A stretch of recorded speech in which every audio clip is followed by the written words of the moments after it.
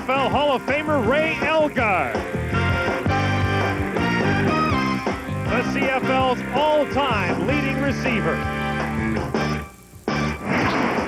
With size and experience in his arsenal, Jauch is as dangerous now as he's ever been in his stellar 12-year CFL career.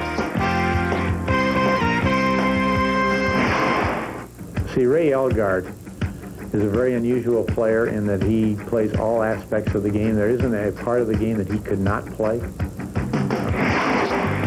Henry the Gizmo Williams is also headed for the Hall. The CFL's runaway leader in career return yardage. 3 years ago, Williams became a starting wide receiver. Add that to his repertoire, and you have one of the CFL's most lethal weapons.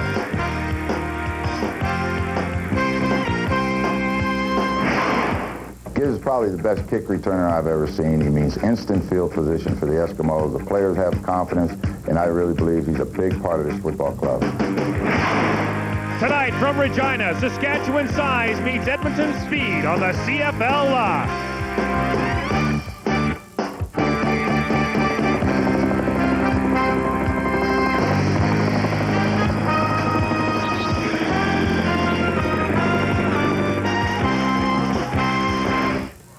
Hi everybody, welcome to Taylor Field. I'm Gord Miller. The race for first place in the West has turned into a full-speed sprint. Calgary and BC both won in recent days to improve their records to 5-1, so the Edmonton Eskimos must win tonight to keep pace in the West, where you need 5 wins in the first 6 weeks just to get a share of first place. To talk more about what the Eskimos must do to win and the loss they must overcome first, here's John Wells with Lee Pedersen. All right, Gord, a large vacancy in the Eskimo offense with Jim Sandusky on the sidelines with a badly injured back. We don't know how long he'll be out, but we know that the Eskimos will miss their outstanding receiver. He'll be replaced tonight by a newcomer by the name of Mike Lee.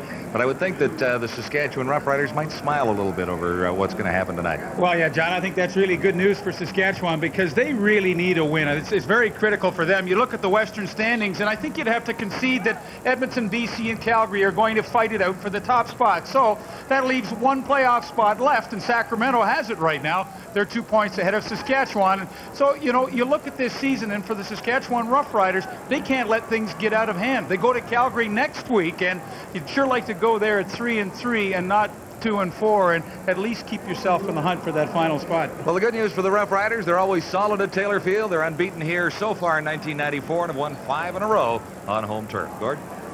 All right, John, big CFL news from Hamilton today where John Gregory was fired as the coach and player personnel director of the Ticats, replaced by Don Sutherland. We'll talk to Don Sutherland in our halftime report and talk more about the other goings-on in the CFL. But right now, we're ready to kick it off here. Let's go back to John and Lee. Game 2 in the Edmonton-Saskatchewan home-and-home series. The Eskimos look for the sweep in the final meeting of these two in the regular season. What's going to be the difference in this one tonight, Leaf? Well, John, I think it's going to be the kick returns of Henry the Gizmo Williams. You know, it seems like you can have a close game. In fact, last week's game was a close game until the last play of the first quarter. And what happens?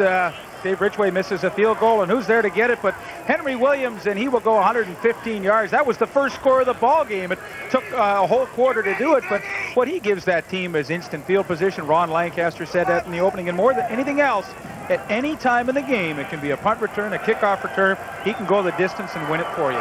Yeah, the Giz thinks he can score a touchdown every time he gets his hands on the ball back there. And he'll get an opportunity right now as Dave Ridgway kicks it off for the Roughriders. And this time it is not the Giz, Lucius Floyd on the return. And Floyd gets a couple. Leading the tacklers for Saskatchewan is Boyko. Tonight's starting lineup brought to you by Speedy Autoglass. Don't take a chance. Take your Autoglass repairs and replacement to Speedy Autoglass. Damon Allen, as usual, the starting quarterback for the Eskimos. 7 touchdowns in the season, but he's had interception problems at times. He's tossed 6. Yeah, he's their leading rusher as well, and that becomes such a big part of their offense. It seems whenever they are struggling, a little critical run here or there by Damon Allen seems to lift them up. Edmonton, first down, 32-yard line. Allen far side. And he went to the newcomer, Mike Lee. He's wearing number 8 from Utah State. In Damon Allen's backfield, Lucius Floyd and Michael Souls. The receivers outside, Henry Williams and Mike Lee.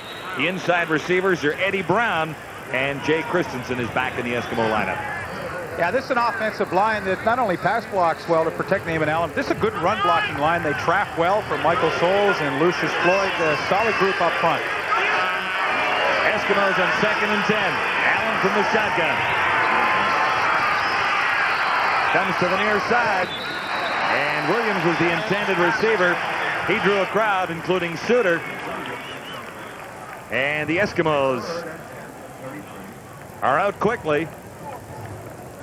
And for the Saskatchewan Roughriders, who had a bad week at Edmonton a week ago, where the game really was only close until the end of the first quarter, it's a nice way to start on defense, to have a quick 2-and-out, and really, you know, neither of those passes was close to being completed.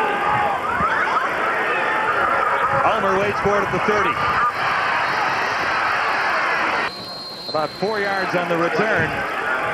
A 47-yard punt. Chris Morris leading the Eskimo tacklers. And here comes Tom Burgess. Well, Blake Durnot, I mean, it's not a fun job to snap, but without anybody over top of you, you have a chance to be the first guy down. Now, he kind of huffs and puffs his way down the field there. Not the first guy, but you know, after all these years, he's still got it, and he makes the hit. That's a nice play. First down, Burgess shotgun. Near side. Oh! Larry Thompson. Almost a sensational catch. Lawler was covering, number 25 for the Eskimos. Well, Larry Thompson's a guy that can have a huge game. He's got lots of talent and always comes up with the most spectacular catch here. Watch the one-hander, but give Morris Lawler credit. He gets his right hand in there to knock it away. And I don't think it's any secret. Saskatchewan's going to come out throwing tonight. They just don't have the running game to complement their passing game, and the only way they can win is just to fill the air with footballs. Again, it's Thompson to the near side with Narcisse. Far side of the field, Burgess. Time to throw, looks over the middle, and Elgard couldn't make the catch. Larry Ruck was astride behind Elgard. Looked like a catchable ball. So the Roughriders, 2-and-out as well.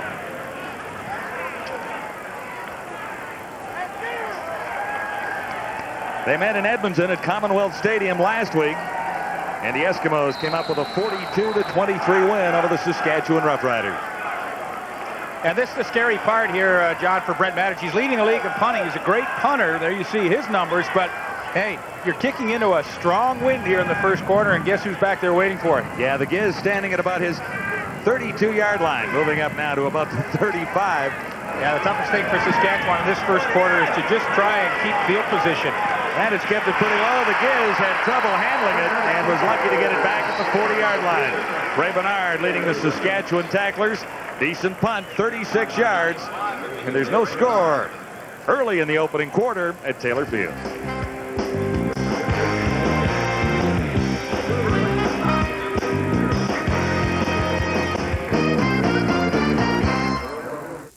Eskimos, 1st and 10, beginning at the 40-yard line. Decent field position.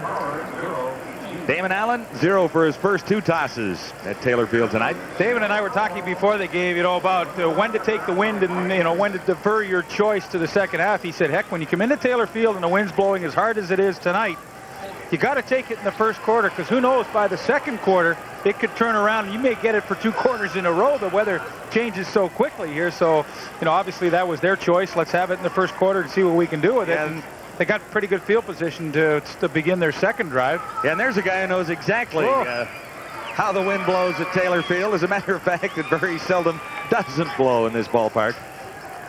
Very few calm nights or afternoons.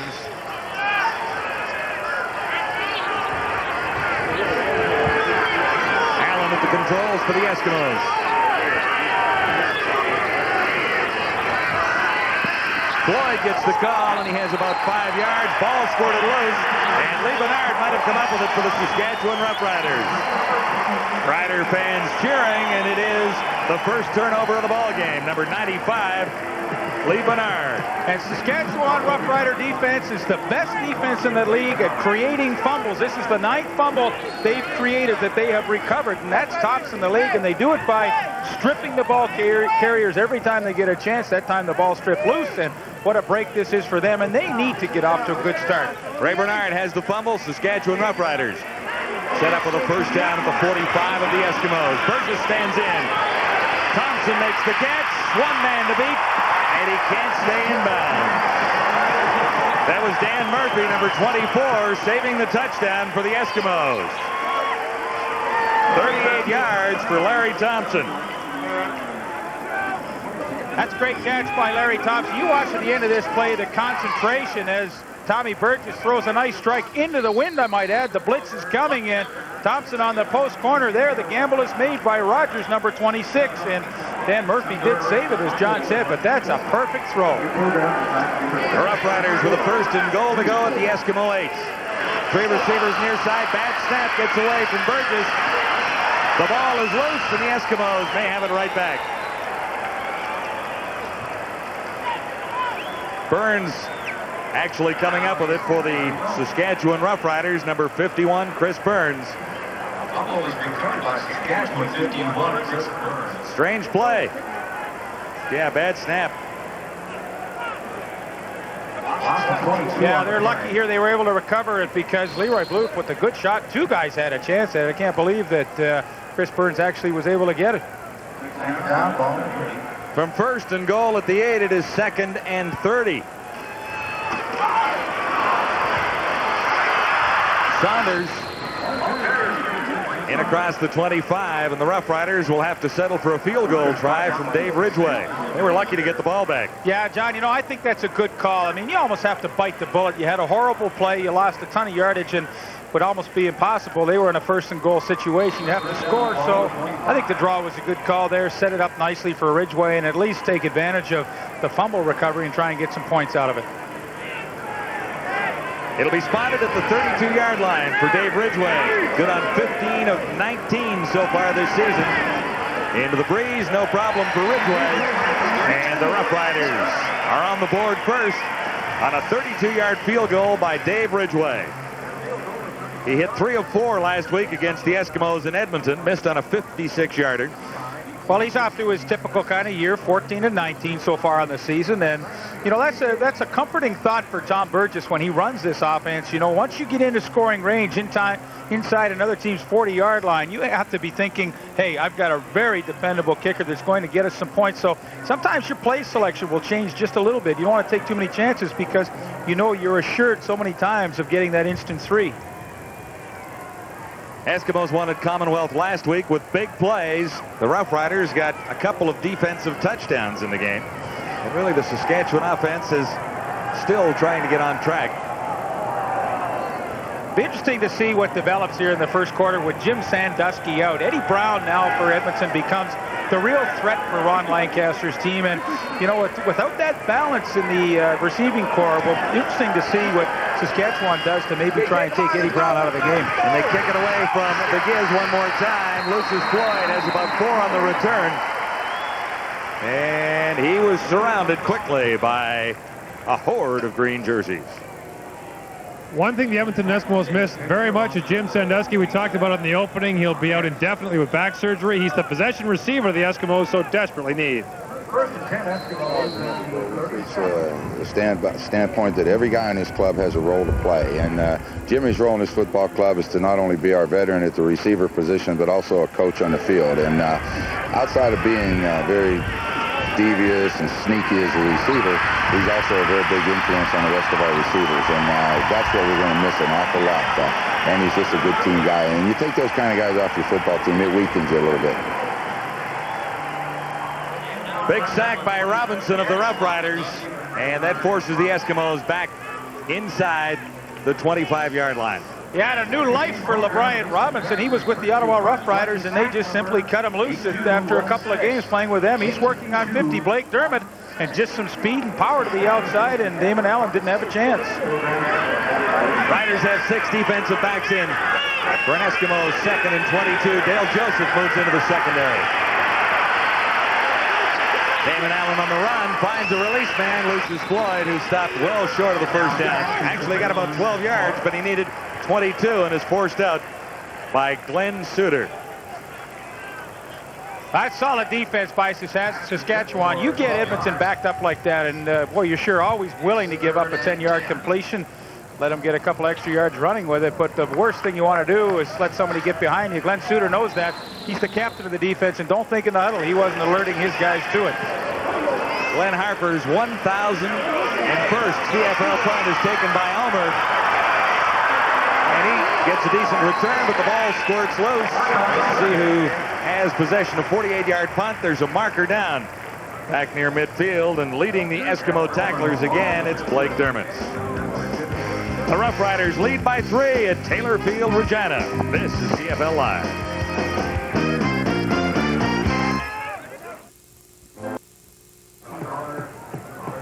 Ray Jauch on the sidelines returns as the CFL head coach after a 12-year absence from the game. He was in Winnipeg when he left, but before that he was a successful head coach with the Edmonton Eskimos, the coach of the year in the Canadian Football League in 1972. He was also a Grey Cup champion with the Green and Gold in 1975. Many of the times he coached against Saskatchewan, he coached against none other than Ron Lancaster as a player, but the two have not met as coaches until last week.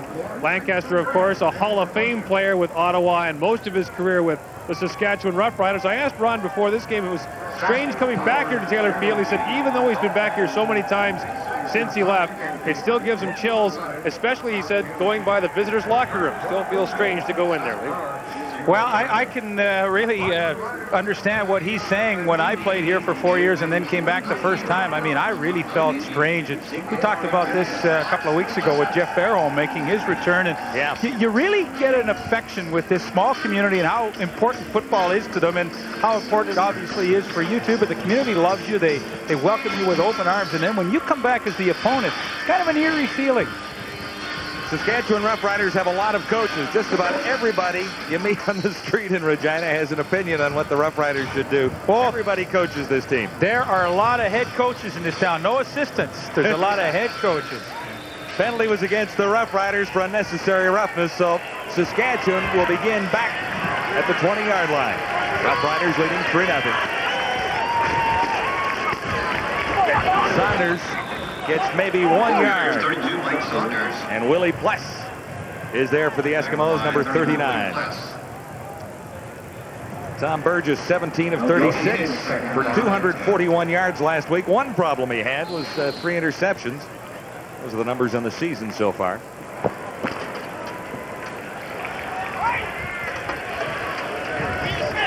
No gain on the previous play. Well, maybe a yard. It'll be 2nd and 9. Shotgun for Burgess. Here comes the blitz. Burgess gets it away for Thompson, and he'll have the first down. Good effort by Thompson. He made the catch 10 yards upfield, enough for the first down, and then had to battle back to get the 10th yard. Now, Larry Thompson has been a tremendous addition to this receiving corps. They needed some speed to balance off the loss of Jeff Fairholm, and here's a guy that runs excellent patterns. You don't run a hook any better than that. Works back to the quarterback, and nice soft hands as he went up. He knew the exact yardage he needed to go to pick up the first down, and we don't run a hook any better than he has. And it's Thompson to the near side. Don Narcisse far side of the field again. Burgess shotgun and firing in a hurry. Narcisse was the intended receiver, and that kind of sailed on Tom Burgess. Incomplete. 2nd and 10 at 32. Saunders and Daniels will run for Burgess tonight. And the receivers, as mentioned, Thompson and Narcisse outside, Dan Farthing and Ray Elgard. And then the one problem area becomes the offensive line. Chris Burns, the left tackle, is a rookie, and he's struggled, quite frankly, in the first 5 weeks. Michelle Lammy takes over at right guard this week. He does not have a lot of playing time, so the Achilles heel tonight for the Roughriders is definitely that group up front. 2nd and 10, Saskatchewan just across the 31. Burgess has to get out of there. And he's well short of the first down as he sticks his head down in front of Larry Ruck and Willie Pless, and I think he was wise to do so. Well, that's the thing about the Edmonton linebacking core. I mean, they will take the deep drop every once in a while, as they did right there. Pless and Ruck really got back deep, and that was what really prevented Tom Burgess from throwing into the hook zone area to Ray Elgard. But then they both have the speed and the savvy to get up there and make the play when Burgess runs. So, I mean, you're working against a pretty tough linebacking core here against the Edmonton Eskimos. Yeah, very solid. Ruck and Pless. Well, they're so smart, John. I mean, Blue. You know, they may be not as fast as they were when they were rookies, but they make up with it with having such good common sense out on the field. Matic into the breeze. And it's taken by Holland right out of the Giz's hands. Big hit on Holland as he's nailed near the 42. Ray Bernard makes the tackle after a 44-yard punt. I think Brent Matic is showing you why he's the league's #1 punter, coming in at 45.1 tonight. He's hammered a couple into this wind and really prevented Edmonton from getting better field position to start their drives than they have.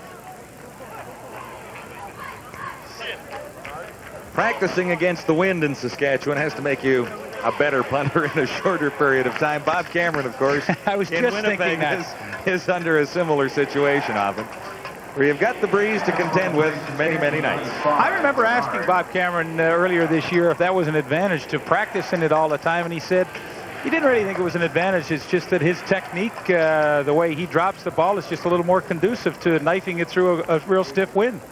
Ray Bernard is the injured player. Talking to Ron Lancaster, guys, before the game, he's saying he used to call the weather office here in Regina when he was a player, and they'd give him specific weather forecasts right down to the minute. Well, there's word that there's a storm coming here. He says now when he calls the weather office, they're not quite as specific as they used to be. He should disguise his voice.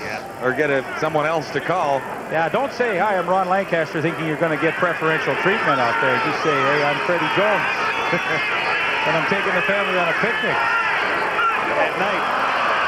1st and 10. There was early movement, but no flags down as Lucius Floyd crosses the 47. And yes, there is a penalty marker down. Ron gets in on the tackle. Here's the way the Roughriders line up defensively with Jurison and Lewis, the senior citizens up front. Brantley and Robinson, relative newcomers to Saskatchewan at least. And gets Bernard and Peter Miller. Secondary's been together for every single game this year for the Roughriders. Aaron Ruffin, the only real newcomer in there, playing at the halfback spot, and he has not looked out of place at all. Had an interception for a touchdown in their loss at the Commonwealth last week. Outside against Saskatchewan, making that play, 1st and 5, and not much running room. By 96 on Brantley. Brantley making the tackle on Michael Souls. Good penetration by Sean Brantley, and Souls had barely touched the ball before Brantley was in there. And boy, that has been a trademark with the Rough Rider front four. I know Gerald Bayless last year led the league in tackles for losses, and if Brantley can get that kind of penetration, that'll really help. 2nd and 4, Edmonton. Allen will throw near side. He has the newcomer, Michael Lee, number 8. That's a good start for Lee in his pro debut. Well, Eddie Brown's the big threat in this offense, so they use him as a decoy nicely to pick up the first down. Here's Eddie Brown. He clears out, and here's the newcomer, Michael Lee, just underneath. It's an easy pass to complete, and boy, that's the kind of plays that can keep a drive going. But, you know, take Eddie Brown and clear a couple of guys out. See, everybody leaves Michael Lee alone, and Damon Allen, nice recognition to pick it out, and Lee has his first catch in the regular season. Played in the preseason against Saskatchewan, did Michael Lee. He was a slot back then, though. Cut 3 passes in preseason, 2 went for touchdowns. No end. Down repeated. Marker down that time against the Eskimos. So we're back to 2nd down, and it'll be 2nd and 9. It's kind of where we started, wasn't it? Somewhere back there. Neil Payne, the voice from the past. Out of retirement. Yeah. Started training in January to get in shape to return to active duty as a referee in the CFL. Here's Allen. And he's off target intending that for Eddie Brown.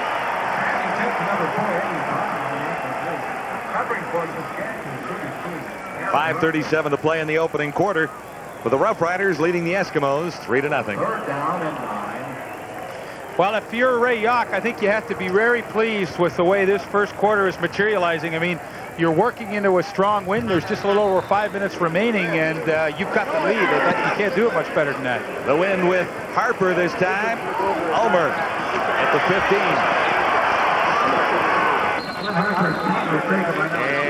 And he's out across the 25-yard line after a 50-yard punt.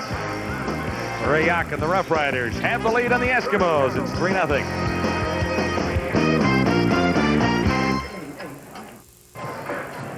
Leaf talked about it before the game. The difference in this one might very well be the return abilities of Henry the Gizmo Williams. Interestingly enough, he's the CFL's all-time leader in punt return yardage. Kickoff returns, he doesn't do nearly as well. He says they never kick to him. One of the things he says, the only time he gets a kickoff return is when the ball takes a crazy hop off the turf and it goes to him accidentally. He has 7 kickoff returns in 5 weeks this year. Well, he's had one plucked out of his hands by Robert Holland, and he bobbled one. So on return so far tonight, the Giz has not been any close to being the difference, but it's early, folks. Yeah, you talk about the kickoff returns. If you've got an option for 2 guys out there, you're going the other way. It's not easy to figure out which option you take. Roughriders 1st and 10. Saunders gets the call. And what a fine run by Mike Saunders. Willie West finally able to make the tackle. And Saunders is out across the 40-yard line. 15 yards. Big play, Saskatchewan. Well, they run the counter to try and get some influence on the linebackers. Watch Big Dan Payne at 300 pounds come around the corner and seal off. And then, of course, Saunders is off and running. But, you know, at 6'7", 300, this big guy moves pretty well. He's going to seal Larry Ruck back to the inside. And, boy, that's a nicely executed running play and gets Saskatchewan some breathing room. Saunders played it perfectly for a first down. Now out at the 42. He gets the call again. And it's out across the 45 at about the 47. Don Wilson making the stop. Eskimos line up with Blue, Goods, and Tony Woods. And plus Rock Wilson and Malvin Hunter. Yeah, the key in there, Donnie Wilson, he can play those inside receivers man-to-man, and that is a solid secondary. Robert Holland, number 17, lines up on Ray Elgart a lot, and he can play him pretty physical. 2nd and 5, Burgess far side, and it's tipped by Robert Holland right there. Yeah, he should have had a touchdown. Lancaster loves this guy. Well, he's strong in the upper body, and I know last week in their game at Edmonton, he was able to really play physical with Ray Elgart, which not many defensive backs in the league can do. Enos Jackson, about the only other inside guy I've ever seen do it successfully, but nice break on the football, super anticipation, and boy, he could have very easily had a touchdown there. On 3rd and 5, Matic is in again with Robert Holland, and the Giz standing back near the Eskimo 25. This one hangs up for Holland.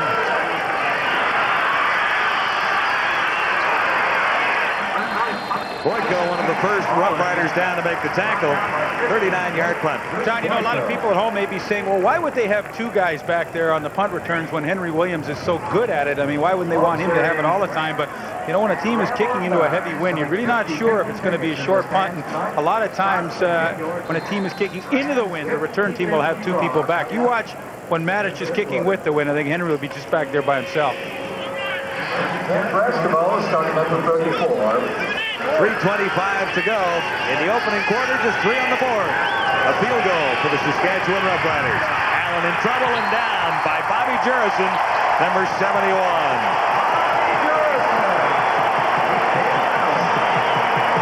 Fifth sack of the year for Jurison. Well, unfortunately for Damon Allen, his receiver, Mike Lee, fell down when he wanted to throw. See, he's ready to throw right there, but the receiver goes down. Bobby Jurison gets the sack. You know, that's one, you know, you look at the statistics at the end of the night and you say, oh, well, they gave up so many sacks. Well, that was because the receiver falls down. That wasn't a blocking error, really. Riders have an extra defensive back in for 2nd and a bunch. 2nd and 17. Allen under the cover for Christensen. Had it and dropped it. No catch. Number 87, Jay Christensen, incomplete. Well, after getting a sack, you usually get a little extra attention. That time Lucius Floyd comes out. He's the first man, then Souls. Bobby Jurison doesn't get close. But when you play against Saskatchewan, you better locate number 71 at the beginning of the game on the defense and make sure you know where he is all the time, because he's going to come 150% every play. Got a great kick. Rolling out near the 50-yard line. The Roughriders will take that with super field position and 2:22 to go in the opening quarter. Mr. Harper not happy with that one. He had the breeze likely for the last time. And Ray Jauch really took a shot on the sidelines there. Hey. Well, he's got the bad legs to begin with. He hobbles around pretty good. Well, I hope he's all right. Maybe we can see what happened to the Saskatchewan Roughrider head coach.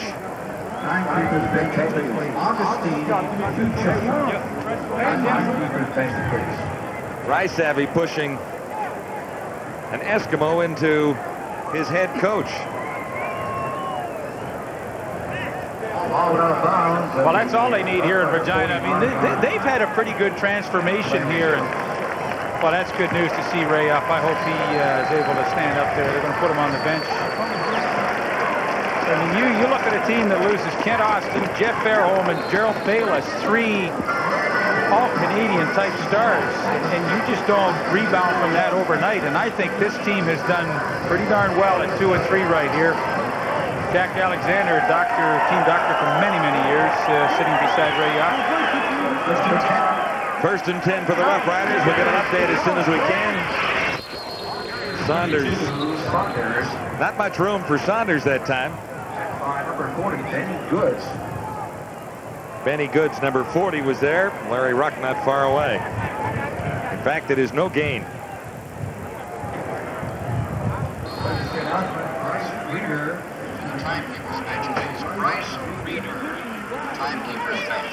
Second and 10, Saskatchewan. Ball at the 49. To the final 1:35 of the opening quarter with only 3 on the board. Burgess shotgun. Looks deep. Narcisse. Big catch. Inside the 35. And Dan Murphy made the tackle, but the consecutive straight for Don Narcisse hits 114 games. That is amazing, that statistic. 114 games in a row has Don Narcisse caught a ball. Now, you look at their wide receivers, Narcisse and Thompson. They're not the fastest in the league, but what they are willing to do is to go into traffic and make some key catches to keep drives going. Now, Narcisse knew he was going to get drilled by Murphy, but he was willing to go in there, make the catch. Those are his numbers. Once again, off to another great start this year. Yeah, that number's pretty impressive, Leif, but he has caught a ball in every game he's ever played in Canadian football. So that's going back 114 days. Or games, at least. This is Dan Farthing. Solid hit on Farthing by Don Wilson. About 5 yards to gain. Wilson was saying it was a double Tylenol night when he lines up against the Saskatchewan Roughriders and has to play Ray Elgart. He has 4 Tylenols for the game. Well, a lot of times he will go to the strong side, which is usually Elgart's side, and try and get at least a bump on Elgart off the line. So he's right. He said, yep, Tylenol 3s whenever I play against Saskatchewan. That time he had the smaller of the 2 slotbacks in the Saskatchewan scheme. Farthing. Saunders short of the first down on 2nd and 3. And that is the last play of the opening quarter at Taylor Field in Regina, with the Roughriders riding a 3-point advantage. There'll be more points to score. That's guaranteed.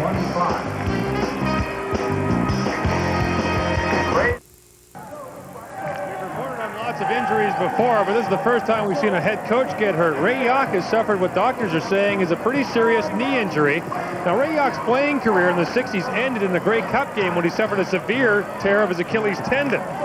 Now, the doctors say it's got nothing to do with his ankle or his Achilles, but they think his knee is pretty bad. They'd like him to go to the dressing room, but Ray says he's going to stay. Got to set that example for the players. Got to be tough to be a coach.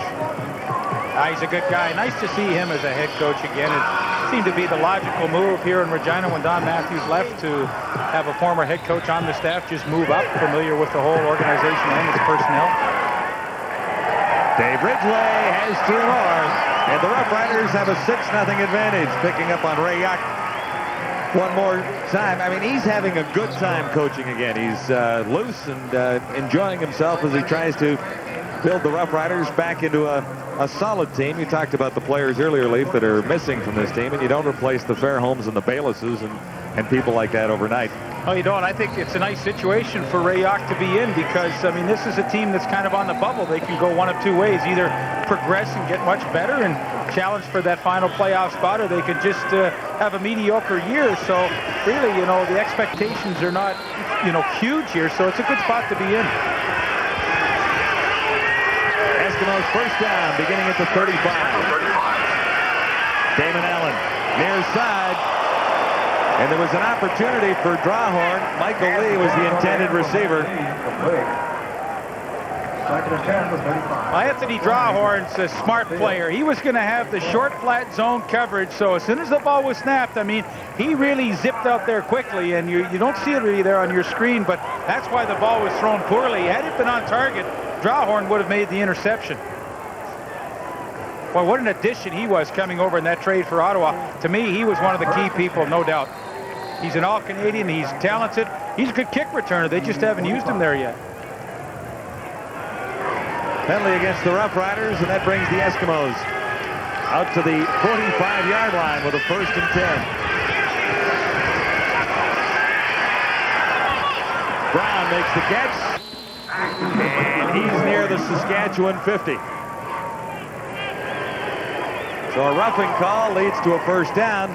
And look at the net yards so far for the Roughriders, 85 compared to -10 for the Eskimos. And what an encouraging sign for Saskatchewan, because traditionally this year the first quarter has been a horrible quarter for them, and boy, they have really improved, and they have come out here with a lot more intensity than they have in their first 5 games. 1st and 10 Edmonton, 51-yard line over the middle. Lucius Floyd slowed by Glenn Suter, but it'll be an Eskimo 1st down with yards to spare. Yeah, this is a great play. You know, Lucius Floyd's going to have to pick up the slack with Sandusky. Oh, watch, he just clears quickly here. I mean, this is an easy ball to complete, and for Damon Allen, sees nobody in the middle, and there it is. Well, you talk about a quarterback that's smart. You know, Damon Allen comes up over the center, he sees it, he says, boy, oh boy, as soon as he clears it, I'm going to hit him quick. 1st and 10 Eskimos now at the 35. Saskatchewan leading 6-0. And Lee couldn't hang on. Benson Donaldson was out there, number 24. And the rookie, Mike Lee, leading receiver at Utah. In 1 year of college football, couldn't squeeze the football that time. 2nd and 10. 2nd and 10, 35. Well, what this offense has lost by losing to Jim Sandusky is that key possession receiver. You know, you get 2nd and 10. Sandusky's the kind of guy you always want to go to. About the closest thing they have to that right now is Jay Christensen at the slot. Allen will put it up on 2nd and 10, looking deep for Brown. Didn't miss by much. John, you know, I said early in the first quarter it'd be interesting to see what Saskatchewan did to maybe try and take Eddie Brown out of the game, you know, being able to give him a little extra attention with Sandusky up. But so far they have just lined up and played a lot of man-to-man coverage with Glenn Suter free in the middle. And that time Anthony Drawhorn was pretty lucky. That was a solid post corner, but just slightly overthrown.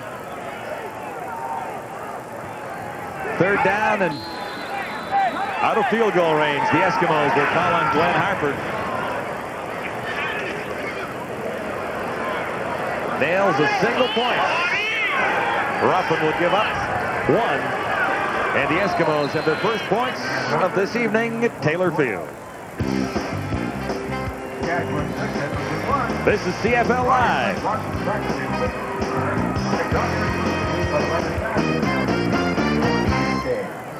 Lines with Commissioner Larry Smith. Larry, this city is the host for the Grey Cup game next year, and it was announced this week that Hamilton will be the host city in 1996. The reasons for going to Steeltown? Well, we had a fantastic bid from the city of Hamilton. We had a stadium infrastructure program which is going to put 30 skyboxes, Gord, and we think that after 125 years of real good service in our league, Hamilton deserves it.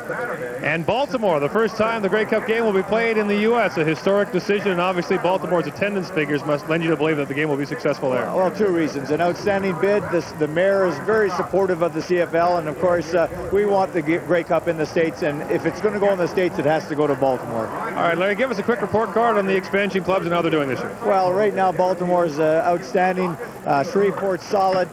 Sacramento's up significantly with its paid attendance. Vegas really Clearly, we have a problem with the heat. Got to figure out in our scheduling to put more games late in the season. Move their stadium here. Larry, thanks very much. Thank you. 1st and 10 for the Roughriders. Burgess uses the shotgun and has some time down the far side. Larry Thompson, the intended receiver. And the coverage supplied by Murphy and Morris Lawler. Lawler on the corner. A couple of stalwarts there, Willie Pless and Leroy Blue. Pless is in on just about every tackle. Leroy Blue had a pretty good week last week. 34-yard interception return. And Ray Bernard, another Bishop's grad, had a 69-yard fumble return for the Saskatchewan Roughriders. 2nd and 10, there are markers down. Burgess, Elgard is the intended receiver. And Ed Berry closed quickly on Elgard. 13, Ed Berry. Marker. Procedure call against the Roughriders. The indication from referee Neil Payne. Illegal procedure, Saskatchewan 81, decline, 3rd down. Well, Ray Elgard, who so often tries to get a running start into his pass patterns, and this time obviously got called for being over the line of scrimmage. Teams always complain about him. I know Edmonton before the game made the officials aware of the fact that they always felt he was offside. That's a good thing. Plant the seed early. Absolutely. Managed with the breeze. This is Henry Williams. First chance at a return tonight. And Ray Bernard sealed it off quickly and made the tackle. 50-yard punt by Manich. And the Eskimos will start near the 30-yard line.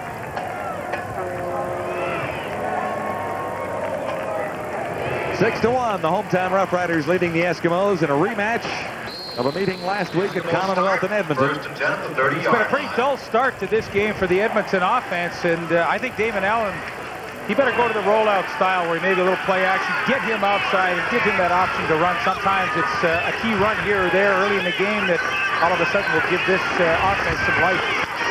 Throws quickly for Jay Christensen, and he couldn't hang on. Aaron Ruffin was covering on Christensen that time. Well, they're having great difficulty completing some balls. I mean, obviously this is a ball that should have been caught by Jay Christensen, but, you know, once again, 2nd and long. David Allen, I think he's going to have to take control of this game by himself. He's the best runner that they have on their team. Yeah, he's the leading rusher on the Eskimos. Yeah, not only that, but I mean, he's the best runner. I mean, Lucius Floyd's a great receiver out of the backfield, but David Allen's the guy you want running the football. Little draw play here. Floyd got the call, and well read by the Rough Rider defense, playing a very solid first half tonight. Well, John, they're ranked 11th as a defense in the league coming into week 6, but you sure wouldn't know it the way they have played here in the first half. Gary Lewis, 79, with, once again, good penetration, and that's been the key. Sean Brantley and Gary Lewis, their 2 tackles, have been relentless in their pressure upfield, and boy, yeah, they had no chance to get any kind of running room on that draw. And the Eskimos are going to want to run the football at some stage tonight. Here's Ruffin trying to find outside room for the Rough Riders, and he's near midfield. Pretty nice return. And Ray Jauch was heading for the bench when he saw them coming his way. Hey, the Rough Rider fans are young and happy at Taylor Field tonight. Even though a team is a collection of individuals, each club has its own personality. We asked Saskatchewan quarterback Tom Burgess about the Rough Riders' personality. I think you're going to find we're going to just kind of be a 4-quarter team. We're going to try to stay in the game all the time and just hopefully have a chance to win it in the end. I think that offensively we'll continue to get better and we'll put up some better numbers than we have so far. I think we have some good tools there. And defensively we make the plays and we may give up a little ground once in a while, but they seem to keep us in the game at all times. So I think through 4 quarters, we'll always have a chance to win. I think that's kind of the team we're going to be. One thing the Edmonton Eskimos say is that Saskatchewan, a much different team at home than on the road. A completely different personality, much more aggressive. The Eskimos think it has something to do with the field here at Taylor Field. The slick AstroTurf, much more kind to them than the long grass at Commonwealth Stadium. Ray Jauch, the Rough Rider head coach. needs a little assistance on the sidelines. He was injured earlier in the game. First down for the Roughriders, shoveled ahead for Saunders by Burgess. And nothing doing that time. Must be Willie Pless right there.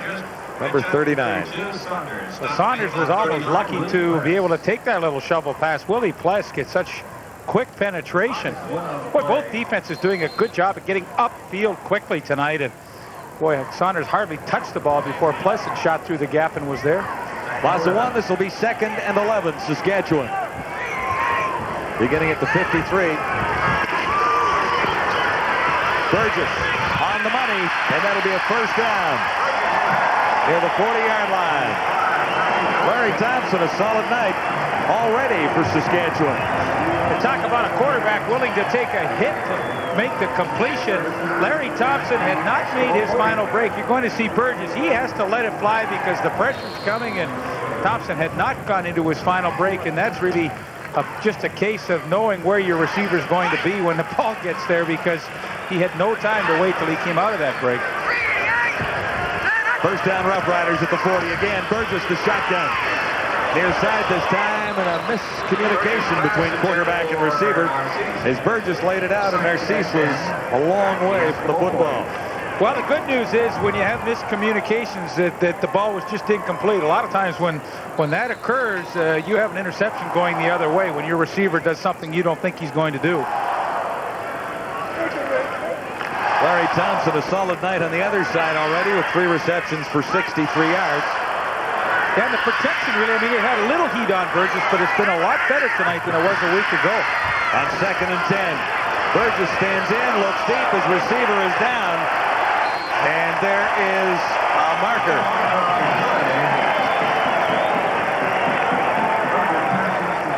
Looks like Holland, number 17, took Ray Elgard out of the play.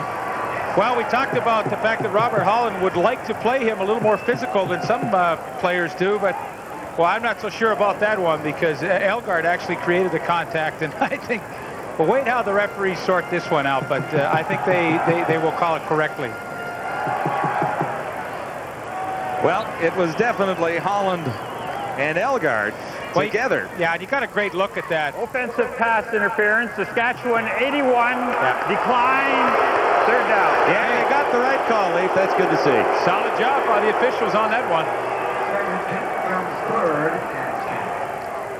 Would you say 9 times out of 10 it goes the other way?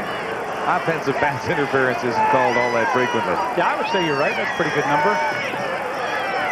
Yeah, thanks for watching. You know, Al Ford took exception. The other night we were doing a game, I think, in Ottawa, and I said, boy, the fans in Ottawa and Calgary, they seem to really have a good time at the game. And so he said, as soon as I got in yesterday, he said, you mean we don't have a good time here at Taylor Field? So I'll correct myself. They have a lot of fun here, too. Your old teammate is on your case over that. Oh, he was looking for me. Ridgway is 3 for 3. That time a 47-yarder, and the Roughriders add to their lead. This is CFL Live, and it's 9-1, Saskatchewan leading Edmonton. The Roughriders have a 9-1 lead on the Eskimos. Robert Holland, number 17, involved moments ago in a little altercation with the Saskatchewan slot back, Ray Elgard. You know, he's only 5'10", 185, but it's a big, solid upper body 185. And see, he had perfect position on Elgard. It was into the speed turn, read that Elgard was going to the corner, and he was in perfect shape. And, boy, this is how he gets ready for the game. Little Tai Chi. Now, you look at those how eyes. did you know wait, that's Tai Chi. You think he's focused or not? That's what he said to Lancaster when he was walking by him on the bench. He said, I'm focused, coach. No, he's focused. Got the breathing going there. Feeling pretty good about himself. See, slapped Wilson on the knee. Says, you can do that. Just bend those knees a little more. You can do that stuff with me here on the bench. Hey, he's a good player. 1st and 10 for the Eskimos. They haven't found the end zone so far tonight at Taylor Field. And Brown dropped one. Marker down on that play as well. Catchable ball, I thought.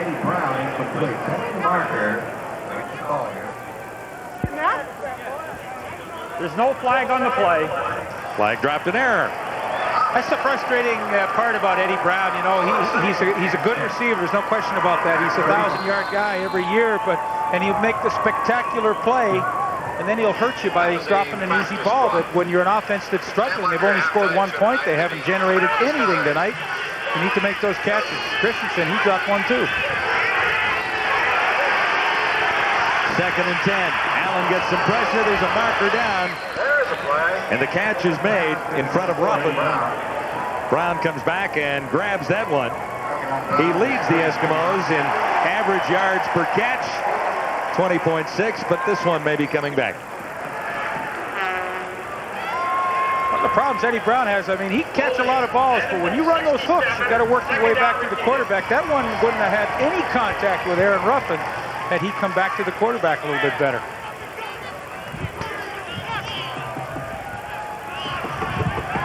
Holding against the Eskimos makes it 2nd in a bunch, 2nd and 20.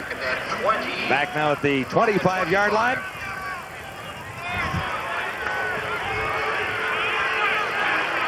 The Roughriders in front 9-1. Nobody's made it to the end zone tonight. I can't remember a game that I've seen Edmonton play this year where they've had as many second and long situations. That's a tough way to play. Allen in trouble again. He stumbled now, looking for room to the outside and decides to throw on the run. Jay Christensen was well upfield, and he drew a crowd. Benson Donaldson was there, and Anthony Drawhorn was there, and Christensen didn't have a chance. No, toughest play for a linebacker when a quarterback breaks containment is when do you come up and honor the quarterback's running. Here, watch Ron get stopped. He's thinking, he hasn't crossed the line yet. I better just kind of pick up the running back soles. But that's a good job. And the toughest play for a linebacker in his decision process, when do I go for the quarterback? When do I stay in pass coverage?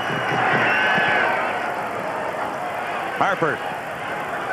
And this one is bouncing away from Ulmer, who is on his backside near the 50-yard line. Bobby Jurison getting a little ice on the sidelines. Just a 35-yard punt.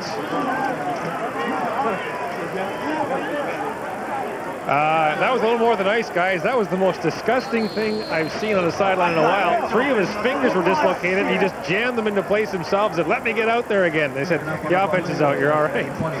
You're cringing at that thought. Well, it's not a great story. No.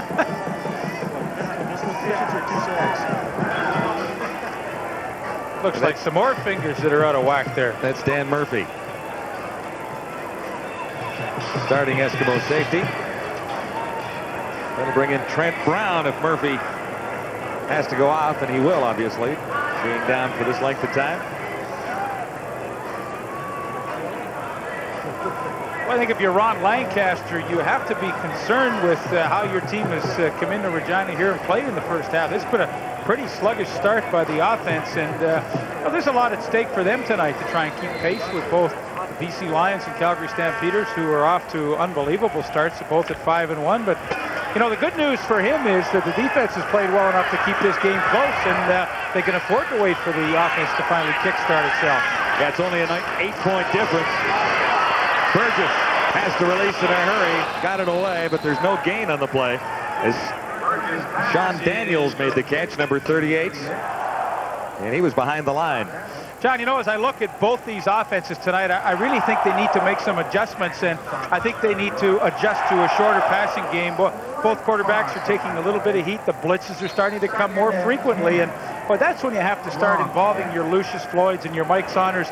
Hit these guys quickly out of the backfield, or a Sean Daniels or a Michael Souls on the other side. But, you know, generate something through the quick passing game. It's just tough to sit time and time again back in the pocket. 2nd and 11. Burgess near side. And that was grabbed, but out of bounds by Ed Berry. Berry made the interception, but he was out of bounds. Yeah, and see what the defensive backs are starting to do now. They're sitting on these hook and out routes because both teams have been throwing them so much. Ed Berry on the outside, I mean, he's just waiting. As soon as Burgess looks out that way, he's breaking on the football steps in front of Darn Narcisse, and well, he pretty near had an interception. I think both teams are going to have to make some adjustments in a hurry to their offenses. Yeah, Ray Jauch is having a tough night down there on the Saskatchewan sideline. He had to duck out of the way of that group of players coming to the bench. Bouncing for the give. Saskatchewan special teams have done an outstanding job tonight.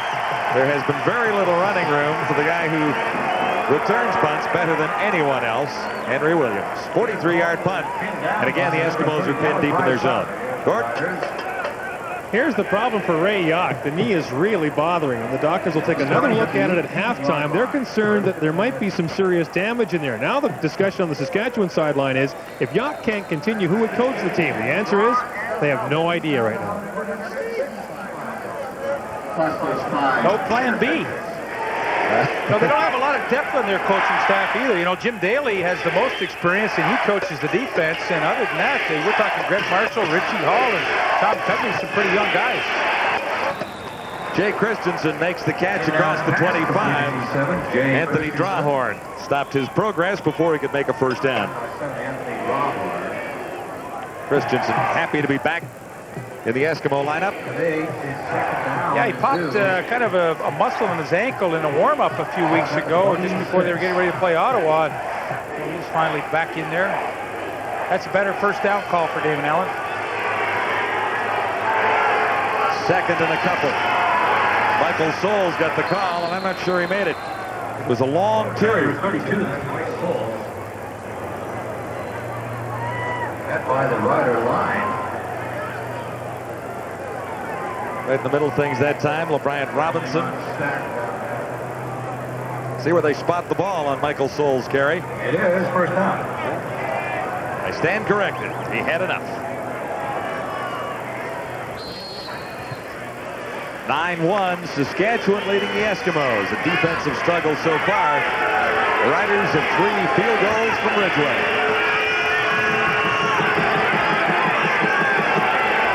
Allen from the 28. For Henry Williams, and he's tackled immediately. He has made the catch. Benson Donaldson was right with him to make the tackle. It's tough to figure why they don't do this a little more often to Henry Williams. I mean, he's so electrifying with his running with the football after he catches it. I mean, this is a pretty solid play on first down. I know it's a long throw to throw the hitch out there, but that's a great tackle by Donaldson. But more often than not, Williams is going to have a chance to run with it. And I think it's a pretty solid first down call. Yeah, I would think Donaldson was a little frightened when he saw that pass out there, but he made a good play. This time, Williams makes the catch and gets away. He's out across midfield. Henry Williams. Yeah, that's exactly what we're talking about, John. That time he let Jay Christensen clear out for him, and Henry Williams would just kind of delay off the line of scrimmage and come underneath. But the key is, okay, you get the ball quickly, and now, see, he's just waiting, and Donaldson doesn't react quickly enough, and now the fun starts. 23 yards later, it's an Eskimo first down. Well, you would think with Sandusky out that, you know, Henry Williams' production would increase dramatically. 3:04 to go to halftime. Allen for Christensen. Short of the first down, but more than halfway there. Aaron Ruffin made the tackle. And the Eskimos finally on a bit of a march here as they continue into Saskatchewan territory. 3-minute warning till halftime at Taylor Field, Regina. It is the Roughriders leading by 8. You're watching CFL Live. Always a very obliging guy as we ran around and bumped into him in Canadian football. First here in Saskatchewan. Actually, before that in Winnipeg. Then on to Saskatchewan where he won a Grey Cup here and lost out in Hamilton. Second down and 5. There's John Goodluck. Edmonton ball, the 49 of Saskatchewan. 2:47 to go till a half. It is second and 5, Edmonton. Damon Allen decides to take off, and he has a first down, I do believe. Gets slowed him down. Number 47, but I think Allen's momentum carried him to a first down. One of the things that Edmonton has done so much better on this drive is, as we kind of suggested earlier, is to go to some short passes and, of course, for Damon Allen to run the football and make that decision quickly when he doesn't have anybody open on those short passes. And, you know, it's really the reason why they've been able to put some first downs together. Henry Williams, a couple of short pass catches that he's turned into pretty good games. And, boy, there's no easier way to get some momentum than through that short passing game. And I wonder if Ron Lancaster, who was a master at it, maybe said something to Damon as he came off the field the last time. Well, I'm just amazed that they don't listen to you more often, because you're exactly right. They had to run the ball a little bit. They had to get Damon carrying it himself and then go to the short passing game. And as soon as they do that, there's some success. Well, this is the only time the Eskimos have really moved the ball all night. You know, it can be, it's a difficult game to execute sometimes, but in theory, it's not that tough. First down, Edmonton, by the narrowest of margins, inside the 45 of Saskatchewan. Allen looks long. What a great catch. That's the newcomer, Mike Lee. Well, that should be a touchdown. Yeah, he kept going, and the referee went over there and spotted. Yeah, you're going to have a conference here because the one official, and there are some new officials in the league this year, and there's no question Michael Lee made a spectacular catch, and boy, I doubt that Benson Donaldson touched him. He went down on his own, I'm pretty sure of that. Yeah, Donaldson kind of realized that after the fact and chased Michael Lee, but that should be 6 points. That's a heck of a catch by the young rookie in his first regular season game. Boy, to cap off, what should have been a nice drive. And here, you be the judge at home. You're going to see it. A little pump fake to the outside freezes Donaldson, and Michael Lee stretches out. Goes down. You got to let it roll there so we can see if Donaldson actually went over and touched him.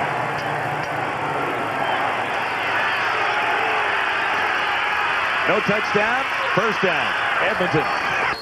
High for Eddie Brown.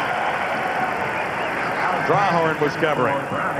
Allen was angry about that. I think he had cause for some concern. Maybe we can go back and have another look here. Yeah, here's a look, and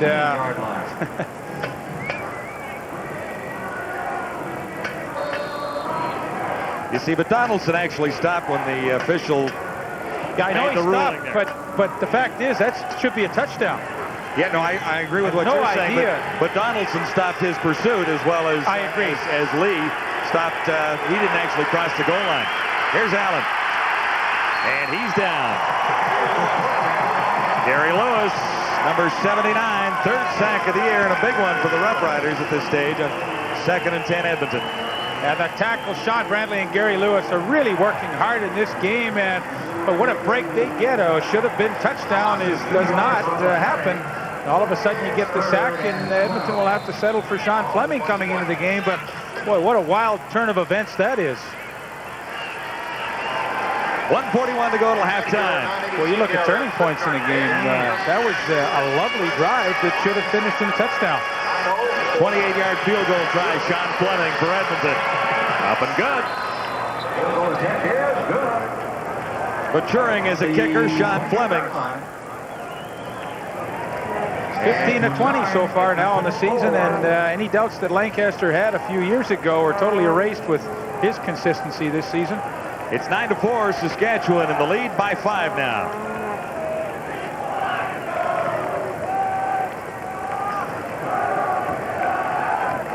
Lancaster was talking about Sean Fleming, or talking to Sean Fleming before the game, and asked him what he thought about his range going into the wind, and Fleming said he'd let him know later. I'll let you know later, Coach. Just what you want to hear before the game, so you can get your head in gear for what your kicker can do. And he goes by and says, well, I'm not really sure yet, Coach. I'll let you know later. Perfect. 1st and 10 Roughriders from the 35. Burgess looking deep, man wide open. It's Thompson. Can he hang on? He does. Dan Murphy, the safety, over to make the tackle. Taylor's having a great ball game for the Roughriders. Or Thompson, I should say. Yeah, he's been the biggest weapon tonight. And Tom Burgess, the credit goes to his offensive line. Watch, they pick up the blitz here nicely. Good pocket, and Tommy Burgess airs that out. And boy, Larry Thompson makes a key catch. He can see Murphy coming. And he's able to hang on. Narcisse made a good one over the middle earlier to hang on with the Murphy hit. So Saskatchewan's receivers doing their best to really help out their quarterback. Yeah, 33-yard gain. And Thompson closing in on 100 yards in the first half. Burgess on first down. Can't find anyone open. And only grabs a couple of yards. Burgess not noted as a runner. Certainly not... he doesn't do it as often as his other quarterbacks. No, he doesn't do it like a Danny Barrett or a Damon Allen tonight, but he is not a bad runner. I mean, he is pretty fleet of foot here, and what he will do, as so many other quarterbacks do, is to just wait as long as you can to try and get a receiver open. He feels that's a much more effective way to move the football than his running. I think he's right. Ran a long way for no gain. This is 2nd and 10. Into the final minute now. of the opening half. Burgess under the cover, and Elgard has his first catch of the game. Larry Ruck over to put the stop on Ray Elgard. Watch the sneaky move of Ray Elgard. Larry Ruck is taking him right here. They're hard to the inside, pirouette back to the outside, and that's a super pass pattern. First catch of the night for Ray Elgard, but what a nifty move that was. Well, that's a good matchup too. Ruck on Ray Elgard. I like that one. A little physical down there, I would think. 54 seconds to halftime. Riders first down. Burgess looked for Elgard again. It was a little high. Glenn Rogers covering, and this one drifted through Elgard's arms. Second and 10, 25 yards. Well, you snap that head around when you're running the out as quickly as you can to locate the football, but he just couldn't get up and squeeze it. Well, you never know. The way you make that cut, you look back, and often the lights in the corner of the field are directly in your eyes. You know, people at home say, boy, he should have had that one. But I really, knowing this field, I think those lights were probably directly in his eyes. Good point. Second and 10, Saskatchewan. Burgess has a man behind cover, and Farthing has the touchdown. Dan Farthing in behind Robert Holland. First touchdown of the year for Farthing, and reason to celebrate in Saskatchewan with 44 seconds till halftime.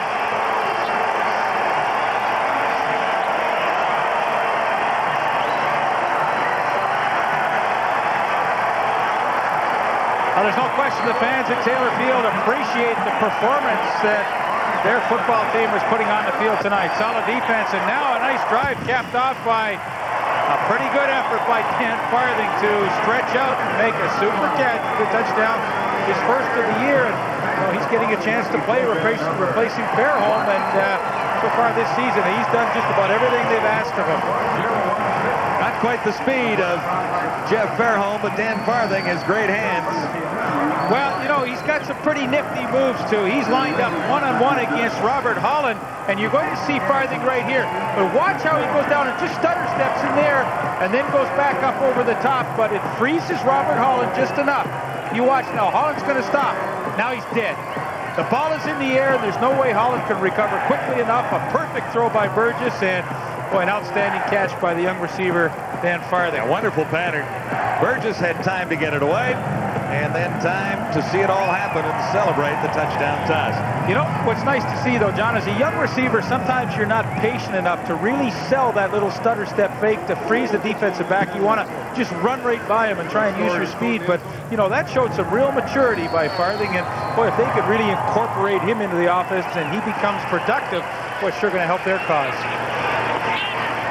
Floyd has difficulty. And that's enough time for the Roughriders to gather around and limit his return on the kickoff. There's a bunch of them there. Saskatchewan into a 16-4 lead on the Eskimos. 38 seconds till halftime. And an impressive scoring drive. Hurry-up offense for Tom Burgess. 5 plays, 75 yards. And he went to his inside receivers. First to Ray Elgard, and then for the touchdown to Dan Farthing. Good-looking drive, and you know, if you're Saskatchewan, the players on the sidelines, there's Farthing. Yeah, look at the smile. Well, he should. That was a nice play, but you know, the Rough Rider players right now have to say to themselves right before the half, hey, look, 16-4, we've got these guys on a night that they're not playing that well. Let's make sure we don't let this game get away. Yeah, and they can't let it get away at a point like this either and let the Eskimos use this 33 seconds on the clock and come down and get some points out of it. Well, the back-to-back games are tough when you play the opponent. There's not a whole lot of secrets out there and secret weapons you can use. You know, Ron Getz has seen that offense. They're playing solid on defense tonight, but you really have to think that this is not an Edmonton team that's playing at their best, so, you know, you got to try and take advantage of that. Allen on 1st and 10, a little quarterback draw going nowhere. Bradley, number 96, celebrates getting to the quarterback there. Well, I've said it a couple of times tonight, but it's worth repeating. The two tackles, Gary Lewis and Sean Bradley, are getting exactly what you want from a front four. You want that good push-up field, and course, the ends, Bobby Jurison and LeBrian Robinson, taking that outside leverage against the Damon Allen, but that's only as good as your push up the middle, and they've been really getting it from their 2 tackles. Not quite a sack on that previous play because there was a half-a-yard gain by Allen. That'll be the last play of the opening half. Solid show by the Saskatchewan defense in particular. And the one injury of note to the Roughriders head coach Ray Jauch, who was involved in a little skirmish on the sidelines and needs a crutch to get back to the Saskatchewan Roughrider dressing room. But Jauch's Roughriders have the lead at 16-4 on CFL Live. 16-4, Saskatchewan leads Edmonton halftime at Taylor Field.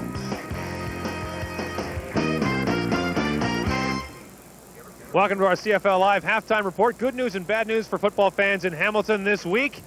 First of all, the good news came when they were awarded the 1996 Grey Cup game. The bad news, though, another loss to Baltimore, dropped the team to 1-5, and that was the end of the line for John Gregory, fired today as head coach. The new man is a familiar face in the Canadian Football League. Don Sutherland, a Hall of Fame player and a longtime assistant coach, finally gets his chance to be a head coach in the Canadian Football League. Don Sutherland spoke with us earlier today from Ivor Wynne Stadium in Hamilton. Don, I know you've always wanted to be a coach in the Canadian Football League. Now you are. How do you feel that you now have your head coaching job with the Hamilton Ticats? Gord, I think the situation down here in Hamilton is that, you know, you're sad to see a good friend and a good coach like John Gregory go. But, yes, I've been waiting for this opportunity for a long time to be a head coach, and I'm just thrilled to death to have that opportunity to turn this football team around. What do you feel has to be done to turn the Ticat season around?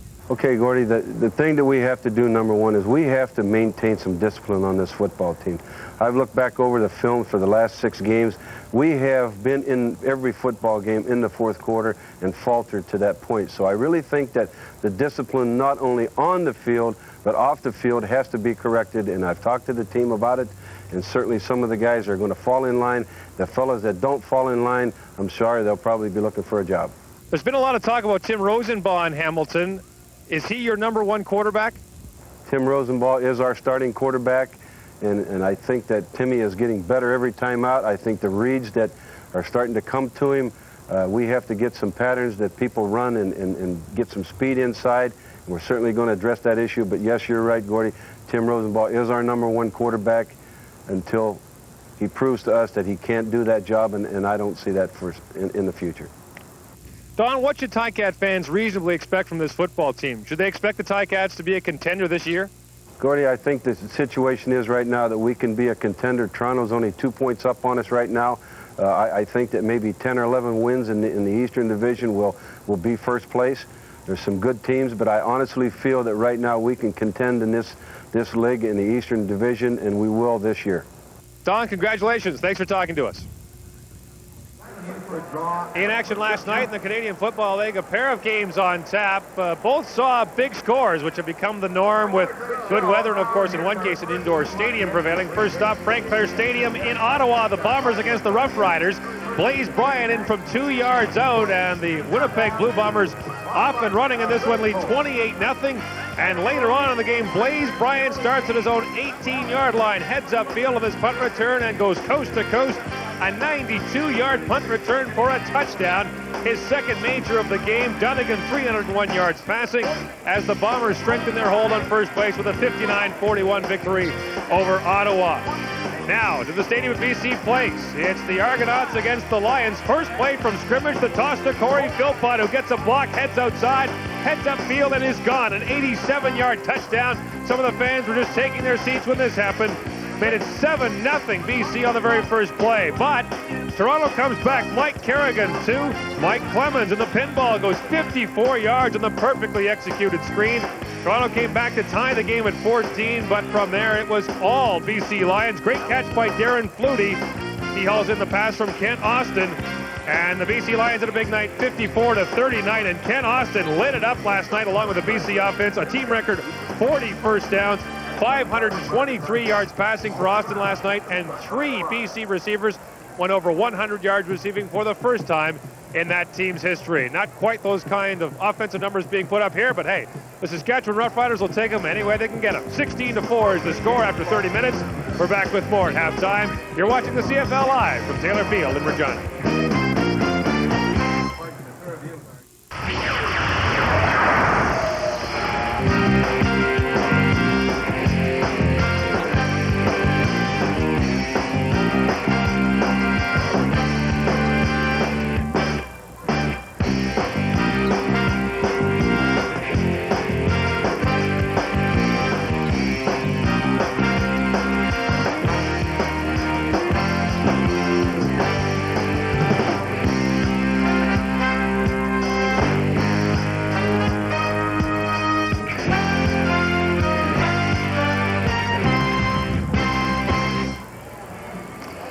At the half at Taylor Field, the Roughriders lead the Eskimos 16-4. A pretty solid first half of football for the Roughriders. First, we want to look at the touchdown that wasn't. That wasn't, yeah. Mike Lee, who's been inserted into the game tonight because Jim Sandusky is gone with the back problems, makes a heck of a catch on a pass from David Allen. Now, he's working on the corner, Vincent Donaldson, number 24, but watch as he makes the catch. The official right on the spot whistles it dead. I mean, this is a new American official to the league. He's probably thinking back to the college games he was doing, and hey, once the guy touches the ground, it is a dead ball, but hey, he should have been in the end zone for a touchdown, but that's the play that wasn't. Once the whistle blows, they have to stop the play. And what does Regina do? Well, they come right back down to the field, and Dan Farthing, who's taken over from Jeff Fairholm, makes a spectacular catch in behind Robert Holland. It doesn't look any better than that one. So the Roughriders held the Eskimos off the scoreboard defensively and then came on with a late touchdown. Full marks for their 16-4 advantage as it stands right now.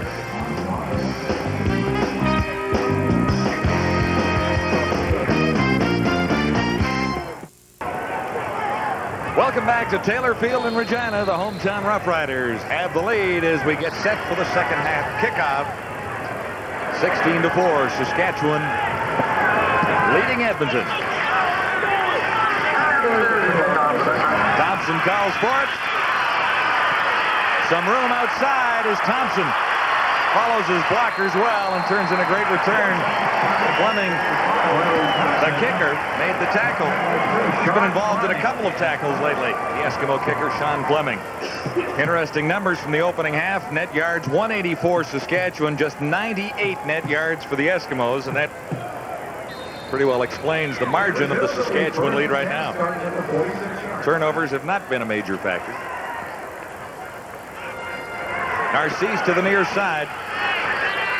Thompson to the far side of the field on 1st and 10 Saskatchewan. It goes to Thompson, but Burgess is behind him. 5 Thompson incomplete. 2nd and 10. Tom Burgess hitting on 56% of his passes so far this season. He's 10 of 21 tonight for 171 yards. And Damon Allen, no touchdowns, no interceptions. Damon Allen's defense, he's had a couple dropped, and then the others, it's just been a night where it seems like they are not just on the same page. 2nd and 10 Roughriders. Burgess shotgun. Here comes the charge. And Burgess got it away in a hurry to Ray Elgard, who makes the catch and rolls over out of bounds. It'll be a first down, Saskatchewan. Ray Elgard, first down. Not many passes thrown to Ray Elgard in the first half, but he made one big catch. He's involved here. And as he runs the out, you see Don Narcisse create a little confusion there with the coverage, and he actually picks off Glenn Rogers, number 26, and Ray Elgard wide open on the sidelines. And you know, that's a fine line there. Was that intentional or not?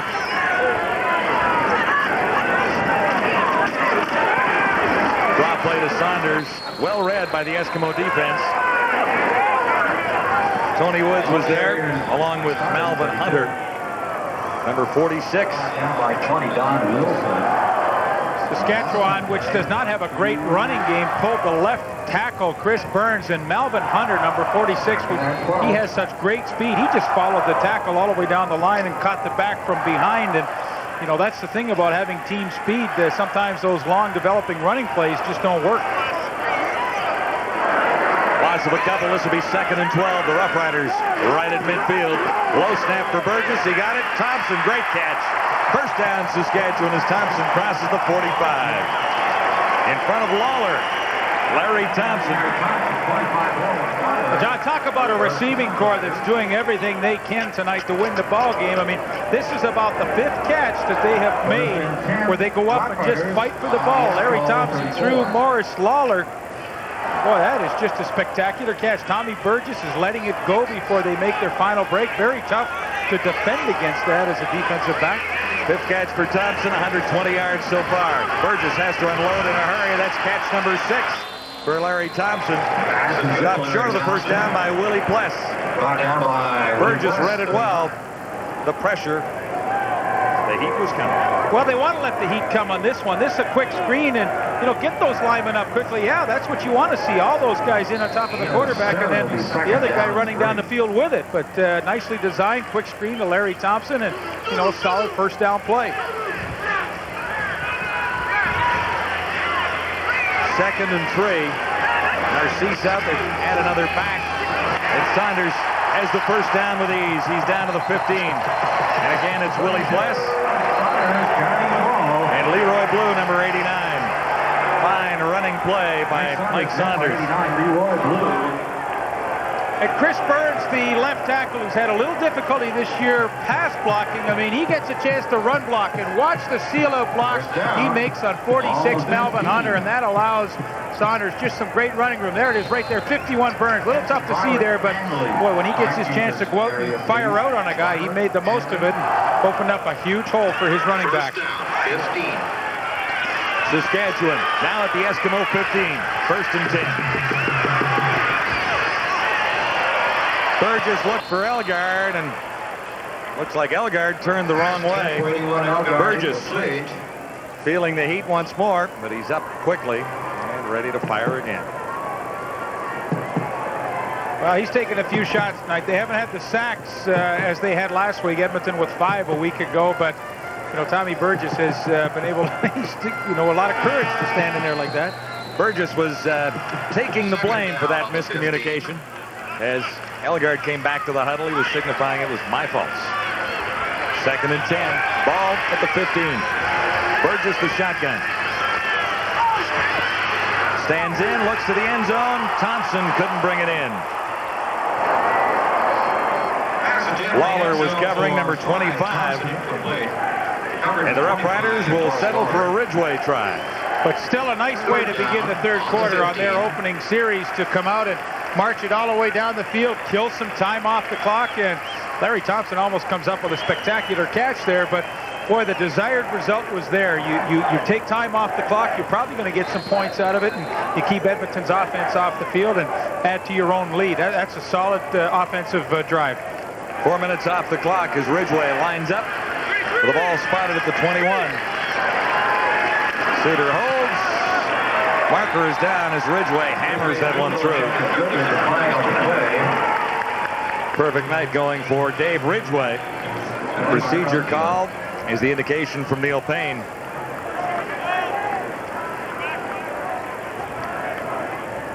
Legal procedure, Saskatchewan. We'll do it again. Yeah, but from 5 yards further back. Yeah, well, it's not really out of a big concern for Ridgeway. He'll be back at the 26.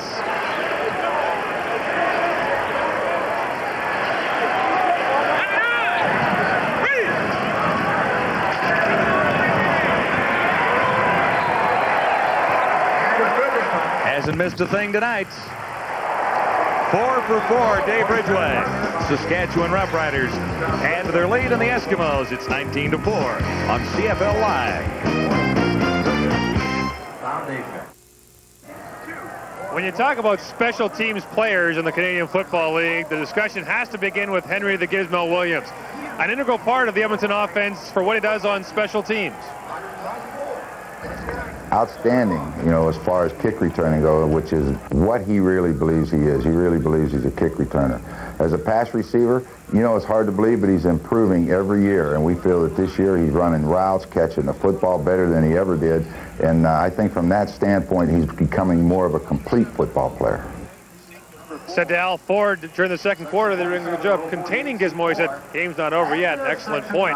Also interesting to note, the opening of the second half here, guys, that Saskatchewan got the wind and the ball. They called the weather office. The Eskimos didn't heard about a big storm coming in. Ron Lancaster wants the wind at the team's back for the fourth quarter, but down by 12 to open the half. Surprising to give Saskatchewan the ball. Well, he must have a lot of confidence that his defense can play a solid third quarter and then, you know, obviously have the wind at his back in the fourth and pull this game out. But so far, Tommy Burgess took advantage of the wind and added 3 points to their lead. I wonder if the weather office told him the straight goods about the storm. I keep saying, don't use your name when you call there. We talked about that earlier, that Lancaster was always in touch with the weather office when he lived in Regina, but they're not quite as friendly to him here in Saskatchewan at weather headquarters these days. First down, Edmonton. Michael Souls out of the backfield. Drawhorn made the tackle. Souls very close to a first down. And an underused player, really, I think, in this offense. He's only carried the ball 7 times this year. That's his 11th catch, so he really hasn't been involved a great deal. And you know, I know they've talked about wanting to use him more. Now it has to just become a situation where they do use him more. He's a heck of a receiver out of the backfield, and boy, he could really help on some first down plays. Here's one now from the 45. Gizmo tries to make the catch, and that one bounced off the carpet. Ruffin and Donaldson were out, but didn't have to make a play. Well, it's nice to see Damon Allen go back to the short passing game that was successful late in the second quarter for him. That was the only way that they had really been able to put some consistency together, and we're right back to it here in the third on their first possession of the second half.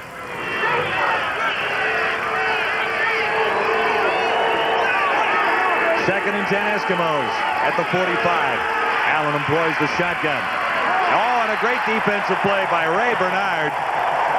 That could have gone for big yardage. Bernard got a hand on it, number 95. Lucius Floyd was the intended receiver. This is super. Well, Ray Bernard, who's really developed into a pretty solid middle linebacker for the Saskatchewan Roughriders, is called upon in this defense to play some man-to-man coverage, and you know, you don't do it any better than that. I mean, he doesn't have the speed with a Lucius Floyd, but he took such a good position and angle that he was able to make a nice play. Harper to Ulmer at the 22.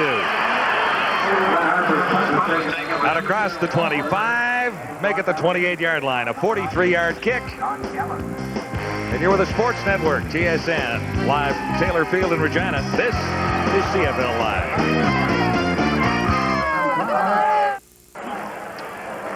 Ray Bernard, who's become an extremely solid middle linebacker last week, a fumble recovery for a touchdown. Here he is on Lucius Floyd. Now the safety blitz is coming, so as Floyd goes all the way across the field, watch how Ray Bernard has the speed to stay with him and then accelerate at the last second to knock this ball away. But you know, Damon Allen read it perfectly. That's the place to go with Suter out of there. But boy, Ray Bernard was equal to the challenge, and boy, they just keep making big play after big play on defense. Solid play there. 1 interception, 1 sack, and a couple of fumbles, including the one you were talking about that went for a touchdown against Edmonton last week. Yeah, defensively, you know, they made some pretty big plays. You know, Ruffin had a touchdown on interception. Roughriders were still a little concerned about the offense. Saskatchewan had scored only 4 points and allowed 52 in the opening quarter of games played so far in '94. Mike Saunders can't quite break to the outside. Don Wilson, number 20, made the tackle on Saunders that time. It's been a workmanlike night for Tom Burgess at quarterback. His receivers have done a nice job to make some solid catches for him. There you see, not quite up to 50%, but the 200-yard almost production has really been the difference in this game so far. There's one little 0 at the bottom of the page that's pretty impressive, too. Well, yeah, the fact that they don't turn the ball over. You know, they're a +6 in the takeaway giveaway category atop the league. Kind of surprising for a team that's 2 and 3. Second and 10. Burgess has to hurry the throw to the near side. Narcisse was in the area, but actually he just tossed it away. There was nobody in the clear. And with a 19-4 lead, I mean, this is a smart play. You're not going to win every battle out there, and this is obviously one where his receivers couldn't get open. Tommy Burgess did the smart thing. Throw it out of bounds. You got the best punter in the league, and you got the wind at your back. Don't take any chances. 19-4, the Roughriders leading the Eskimos.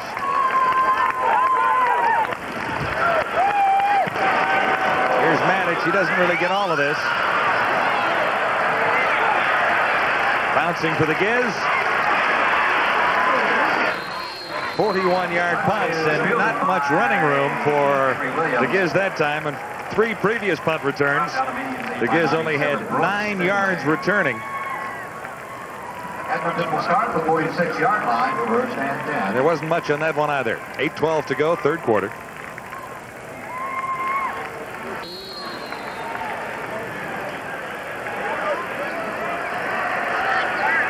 Eskimos beginning just across the 45-yard line.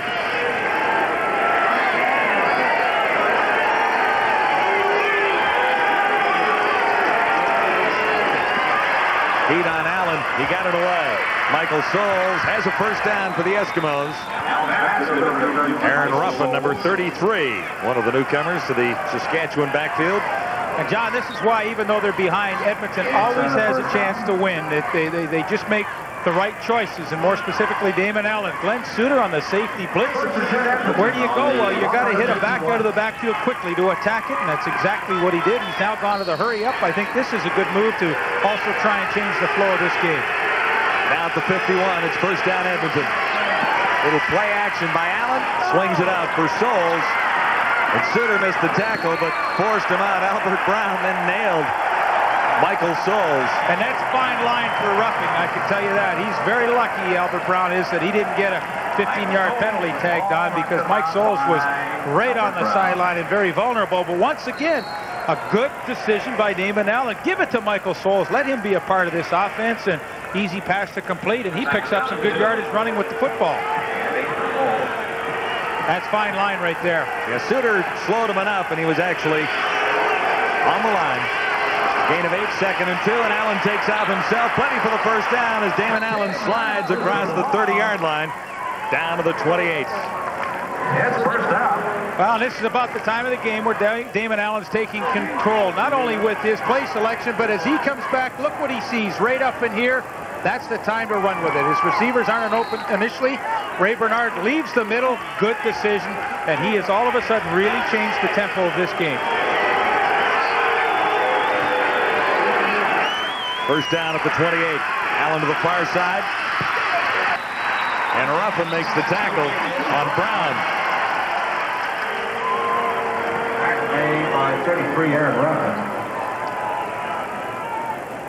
Gain of 3 yards. Gain of 2, second down and 8. Saskatchewan on this drive has come with a fair bit of heat. At least twice Glenn Suter has come from the middle safety. So now they have Edmonton rather vulnerable in that second and long situation. And, you know, they have been coming with some heat. Let's see if they change the tempo and just drop off and try and confuse Damon Allen a little bit.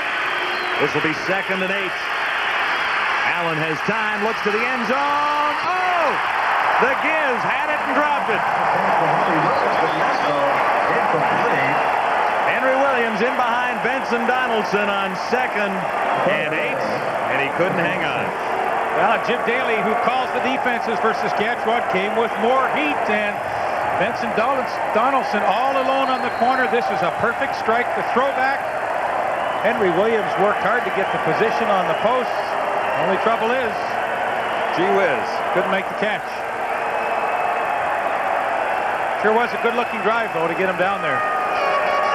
Sean Fleming from the 33.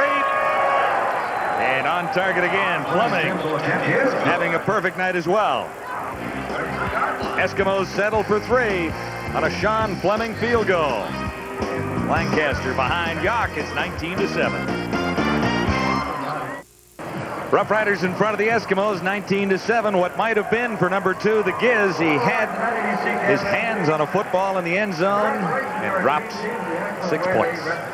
Wow, he's so popular among his teammates, too. They were all crowding around him when we were a commercial break to tell him, keep your head up, you know, you get another chance, all that kind of stuff. But he is sure well liked by the rest of those Edmonton players. Absolutely. 5:22 to go, third quarter. The Edmonton kickoff. Taken by Thompson. Looks for the outside room. And he's bulldogged to the turf by Errol Martin, number 38. 38, Errol Martin.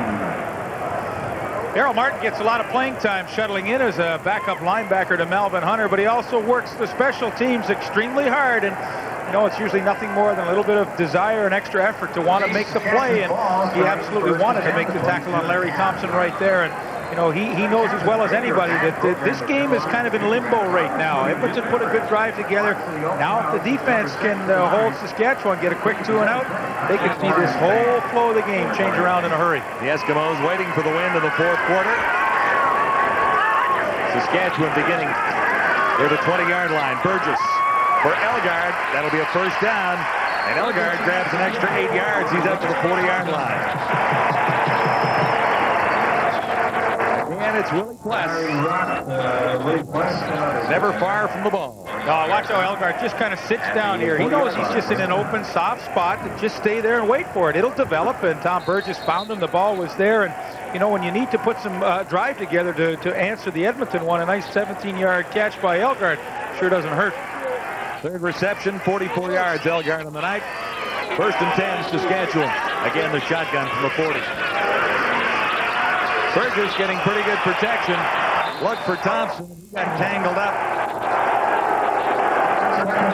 And we're hoping for a little orange nylon on the turf, but there's nothing down.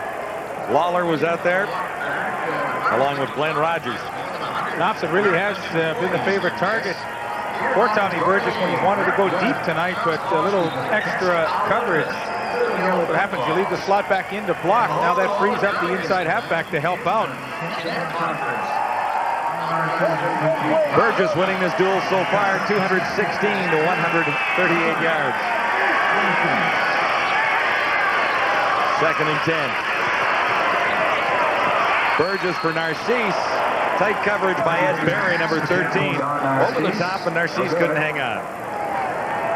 Don Narcisse runs this hook pattern as well as any wide receiver in the league, but Ed Berry will come back in over the top. You'll see it right there, fight through the ball, and you know, he knows that's probably Don Narcisse's favorite pattern, so he's kind of waiting on that. And when you play your opponent, you have to know what his strengths are.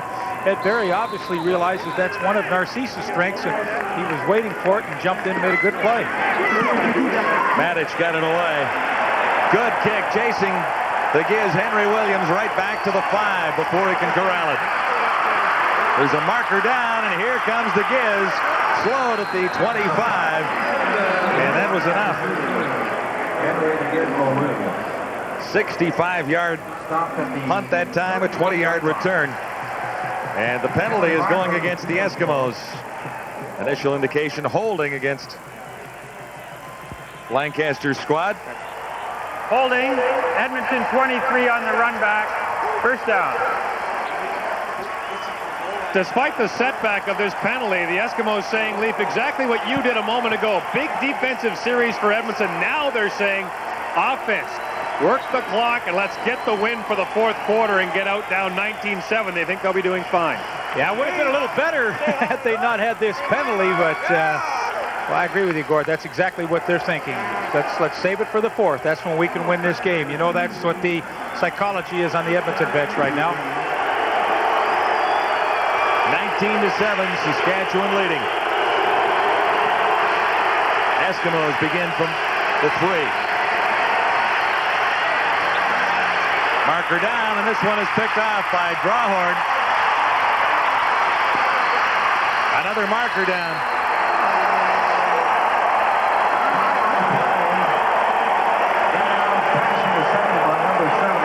Well, there was some contact created with Albert Brown and Henry Williams when he tried to break down the sidelines, and don't be surprised if this penalty goes against Saskatchewan, and Edmonton gets a bit of break. Yeah, Neil Payne signals. It was Albert Brown grabbed Williams as he went by. The marker came down as the ball floated right into Drawhorn's arms. So Anthony won't be able to put this one up.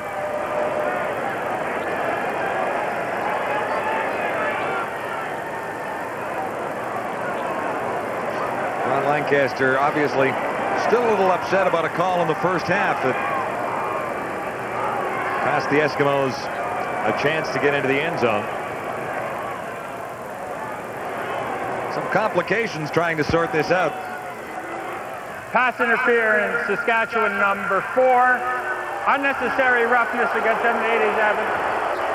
5-yard penalty, down repeated. So Jay Christensen gets a roughing penalty, and kind of all goes for naught here. One more look at it. The interception will obviously not count.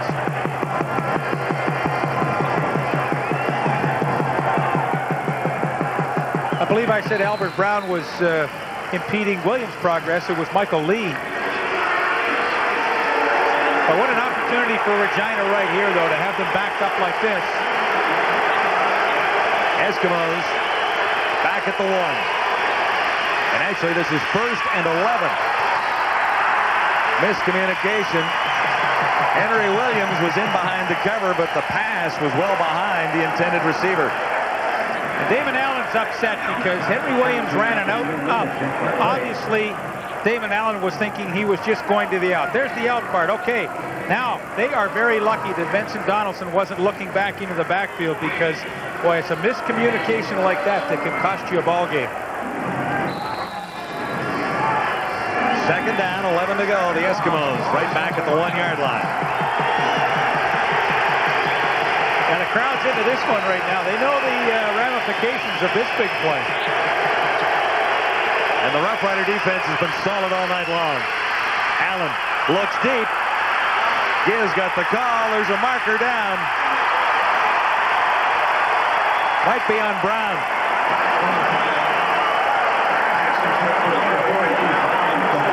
I think you're right, John. Eddie Brown really pushed Glenn Suter at the end of that play. And actually not a bad play by Eddie Brown to make sure that that thing wasn't picked off, because a penalty's not going to hurt you right here, because you're so deep in your own end it doesn't matter. But Saskatchewan will definitely decline that one. But Glenn Suter has a good chance at it right here, and Eddie Brown just pushes him down. But the desired result was the defense stops them here and should get it back in a great spot.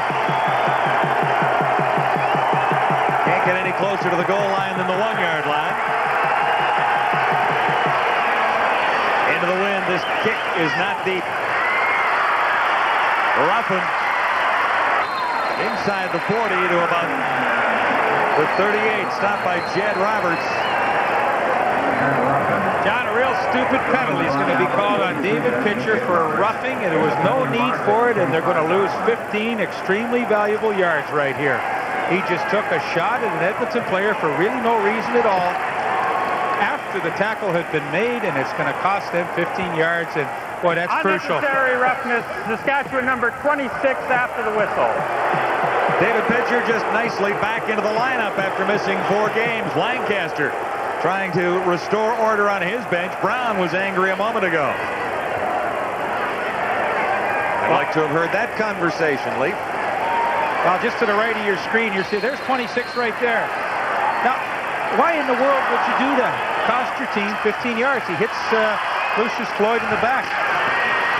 Saunders on 1st down, escaped from the first tacklers, and he has got the 1st down. Great second efforts.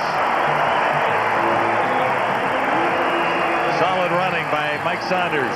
What did Ronnie say? I did hear what Ron Lancaster had to say. It's as hot as I've ever seen him on the Edmonton sideline, talking to his quarterback, Damon Allen, and his receivers, saying, get your heads out of the part of the anatomy where they're not supposed to be, basically is what he was saying. That's the atmosphere, I'm sure.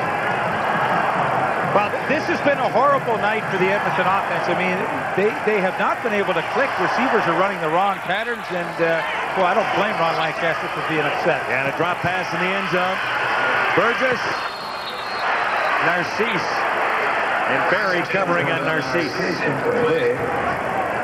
Well, it's getting a little chippy out there, too. Dan Farthing coming across the middle after the play. Robert Holland just drilled him in the head, and Farthing had a little chat with him after that. That could have been called, but Don Narcisse just couldn't stretch up high enough. He makes a great effort to go up and get that one. But this game, just a couple of plays, and it's turned into a pretty chippy one.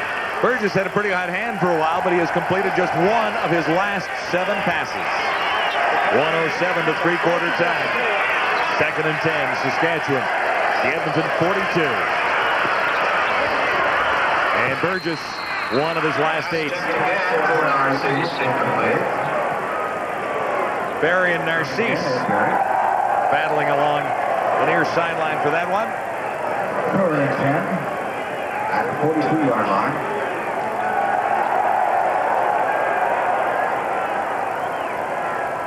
Lancaster was a little hot last week. Had another play that went against the Eskimos, but that was in a winning cause. He's not in a win situation at this stage, although it's a long way from over at 19-7. Well, I think if he had $1 for every time he was asked by the local media in Edmonton what's wrong with the offense, he'd be a very wealthy man. And it becomes a bit of an enigma because the personnel is good, but sometimes they're just not always quite there. Off the bar, and it's ruled a dead ball as it bounces off the backboard. Good rebound. Yeah, Ridgway just about went 5 for 5. That's a tough one, and you know you really have to look to that roughing penalty that pitcher took. That was the extra 15 yards that maybe cost Saskatchewan 3 points. Well, you look at the end of a game, if it becomes tight, you might have to go back and say what kind of a dumb penalty that really was. Well, that would have been a field goal. From 49 yards away. Next stop for the CFL Live is the Ottawa-Winnipeg matchup coming up next Wednesday night. Yeah, that's the return matchup. They went at it at Frank Clair Stadium the other night in a big shootout. 20 seconds to go, third quarter. Damon Allen, first down Edmonton. Decides to try and get out of there himself. Caught by Bernard, number 95.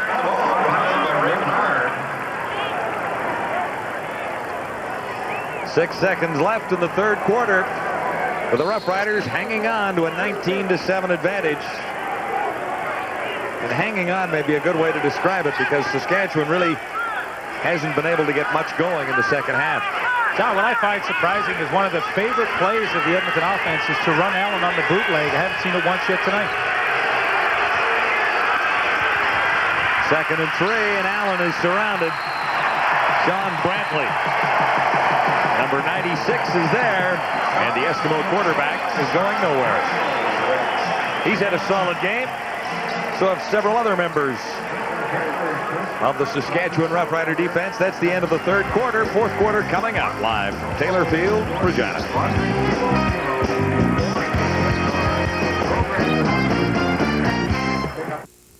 Lead into this. Roughriders have the lead as we get set to begin the fourth quarter at Taylor Field. Roughriders have had some great pressure from their front four. In fact, each one of them has a sack, but Sean Brantley coming right up on Rod Conn up there. I mean, here's an all-Canadian center, and Sean Brantley just pushes him right back into Damon Allen. And, you know, we've talked about that upfield push that Brantley and both Gary Lewis have had tonight from that tackle spot. But, hey, you're pushing over a big center and Conn up, and that's quite a defensive play. Just to get back to the point we made a moment ago about how mad Ron Lancaster was, one of the Eskimo players came up and said, you know, Ronnie hates to lose here more than anywhere else. It still stings him, the record he put up as coach of the Saskatchewan Roughriders. He does not like to see his team play poorly where he used to play.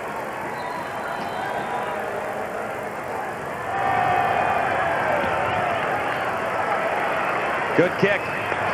Ulmer has it squared away. Luckily, he got it back.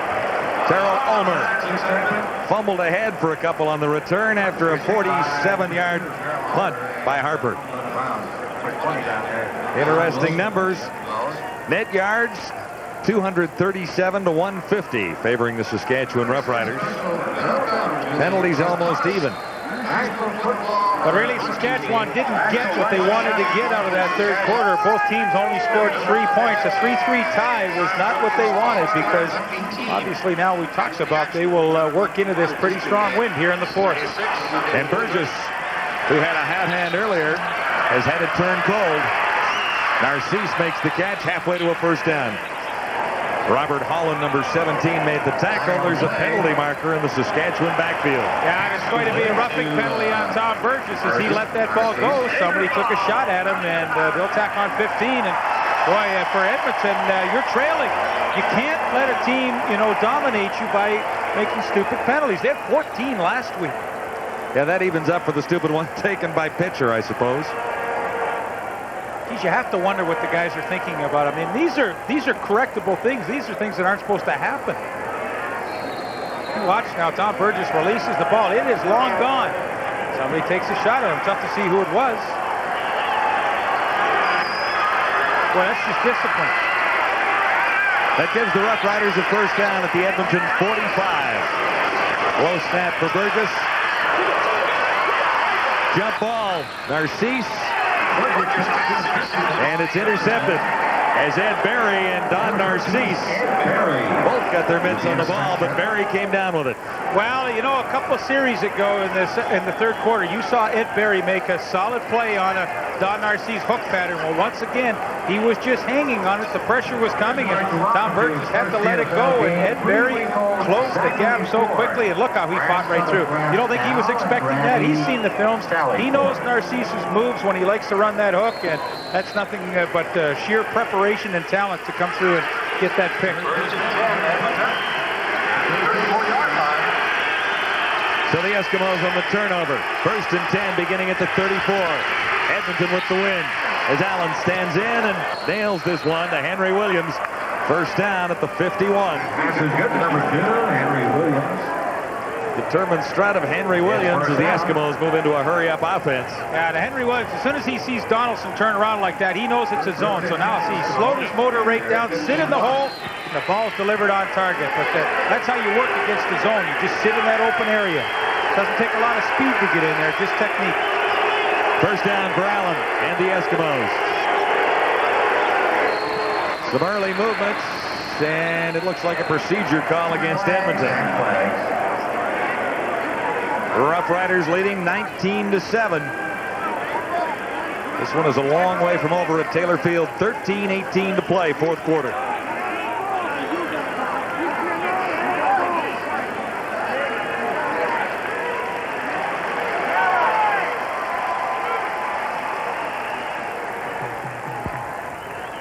Illegal procedure, Edmonton number 60. First down repeated. That's Chris Morris, number 60. And it's 1st and 15 now. Eskimos back to the 46. Allen to the far side. And that's the newcomer, Mike Lee, making the catch. And covered by Brown. Number 8, Mike Lee.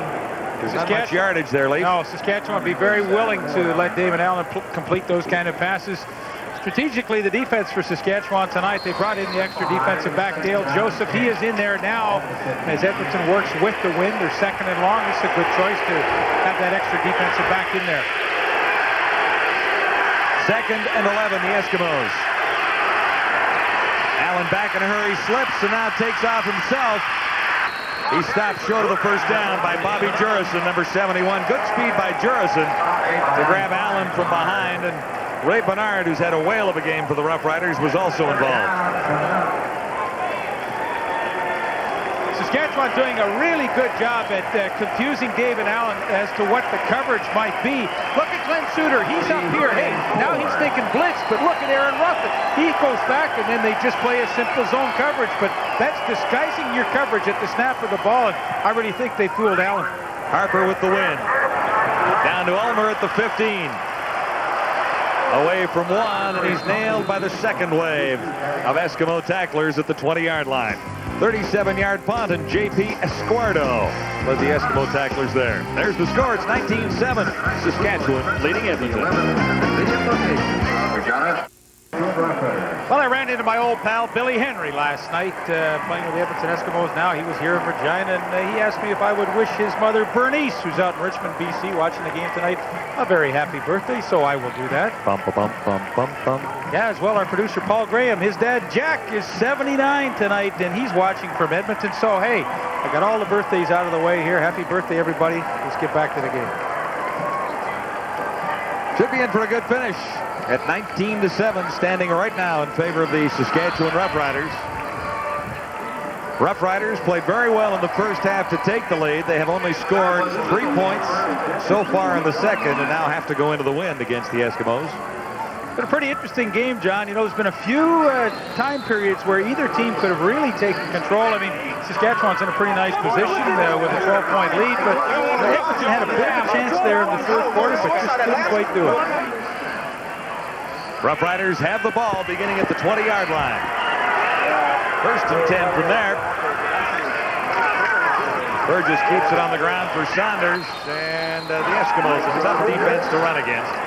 Well, John, we talked in the opening tonight how important this game really is for Saskatchewan, you know, to try and keep pace with Sacramento for the final playoff spot. And couple that with the fact that they go to Calgary next week, they would dearly love to be 3-3 and pull this victory out tonight. But, you know, Edmonton, they're thinking, hey, we want to get one, too, to keep pace with the leaders in the West at 5-1.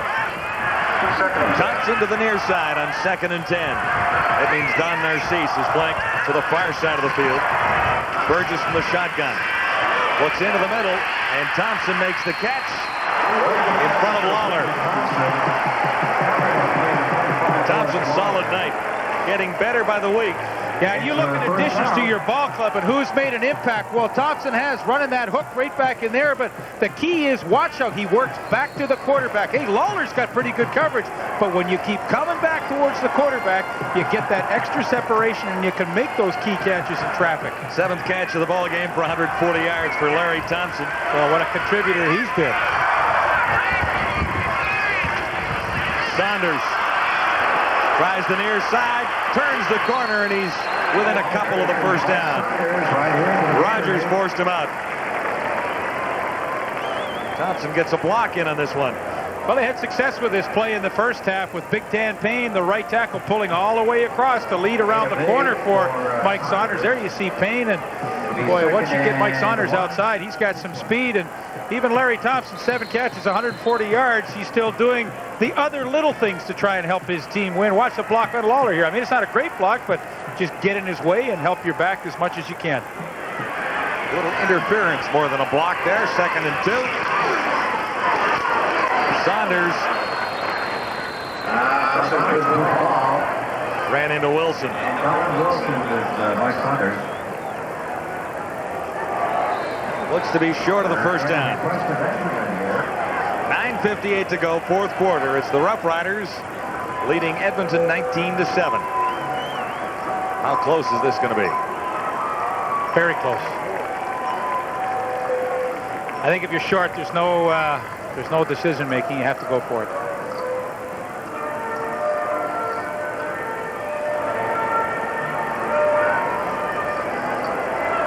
Not by much. You got to go for it, though. Biggest thing you want to do is keep possession, keep killing those precious seconds off the clock, and keep it away from Damon Allen. Ray Jauch was shaken up in the first half when a couple of players ended up in his lap. He's got a bad knee and had it iced down at halftime. I'll tell you what, he's making Walter Brennan look like a sprinter right now, the way he's walking along the sidelines. Mr. Dillon, Mr. Dillon. Hey, I'm up. 9:57 to play. 4th quarter. 3rd and inches for the Saskatchewan Roughriders.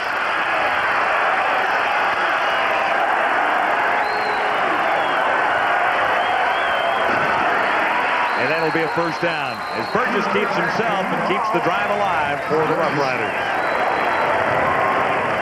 Well, you look at Ray Jauch, and he will be no different than the players on his team after this game. If he wins it, it won't hurt as bad. If for some reason they don't win this game, it's going to hurt a lot more than it probably does right now. I imagine he's in a great deal of pain down there. Goodness gracious.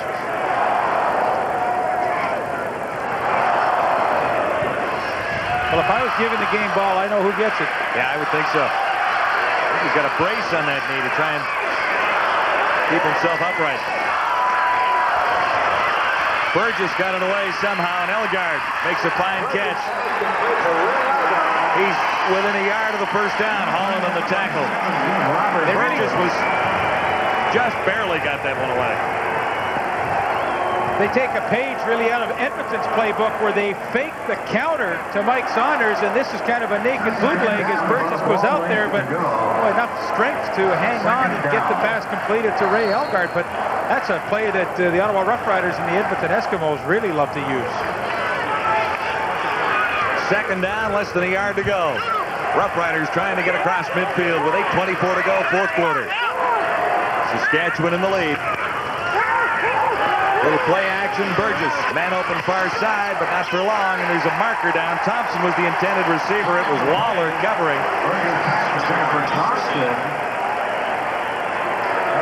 Well, I don't think there was any intent by Glenn Rogers to try and knock that ball away. He just put his hands in the face of Larry Thompson. An interesting formation to set this play action pass up, but Pass interference, Edmonton 26, 10-yard penalty. I think this is an excellent call right here. Rogers really no attempt other than to just interfere with Thompson and not allow him to catch that ball. I think Ron is a little distressed.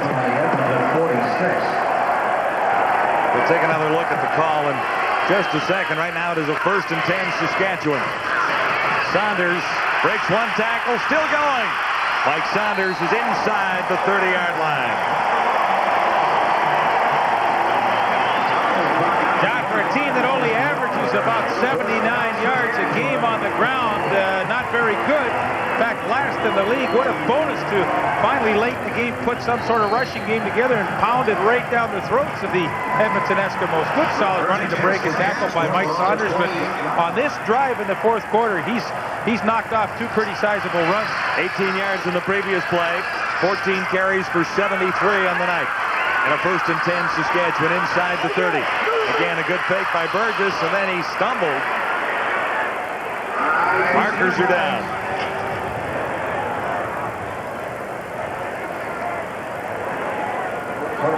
The indication against Saskatchewan for holding. 7:17 to go, fourth quarter. Holding, 51, decline. That's Chris Birds, the rookie left tackle, and well, it's no secret. It's tough as a rookie, you know, to come in and play the tackle on the blind side. He's struggled, but not surprisingly so. You just don't learn to be a good tackle overnight in this league. 2nd and 21, a loss of 11. 7:05 to go now. Here they come. Burgess backpedaling. And he looked for Dan Farthing. That was a pass that might have been better left unthrown. Well, he's just trying to buy himself some extra time, hoping somebody comes open, but really does the smart thing to throw this one away. And I don't know, Gord, it seems like the wind has kind of changed around a little bit here in the fourth quarter, almost at the back of Dave Ridgway now. It sure has, Leaf. In fact, it's kind of blowing crossways, so Lancaster's gamble may not have paid off. Well, they're going to punt, but honestly, from the flags that we're looking at, Ridgway might have had a shot at this one.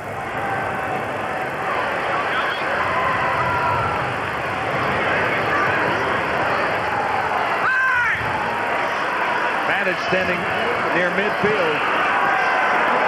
Knuckleball. Rolling into the end zone, past the Giz.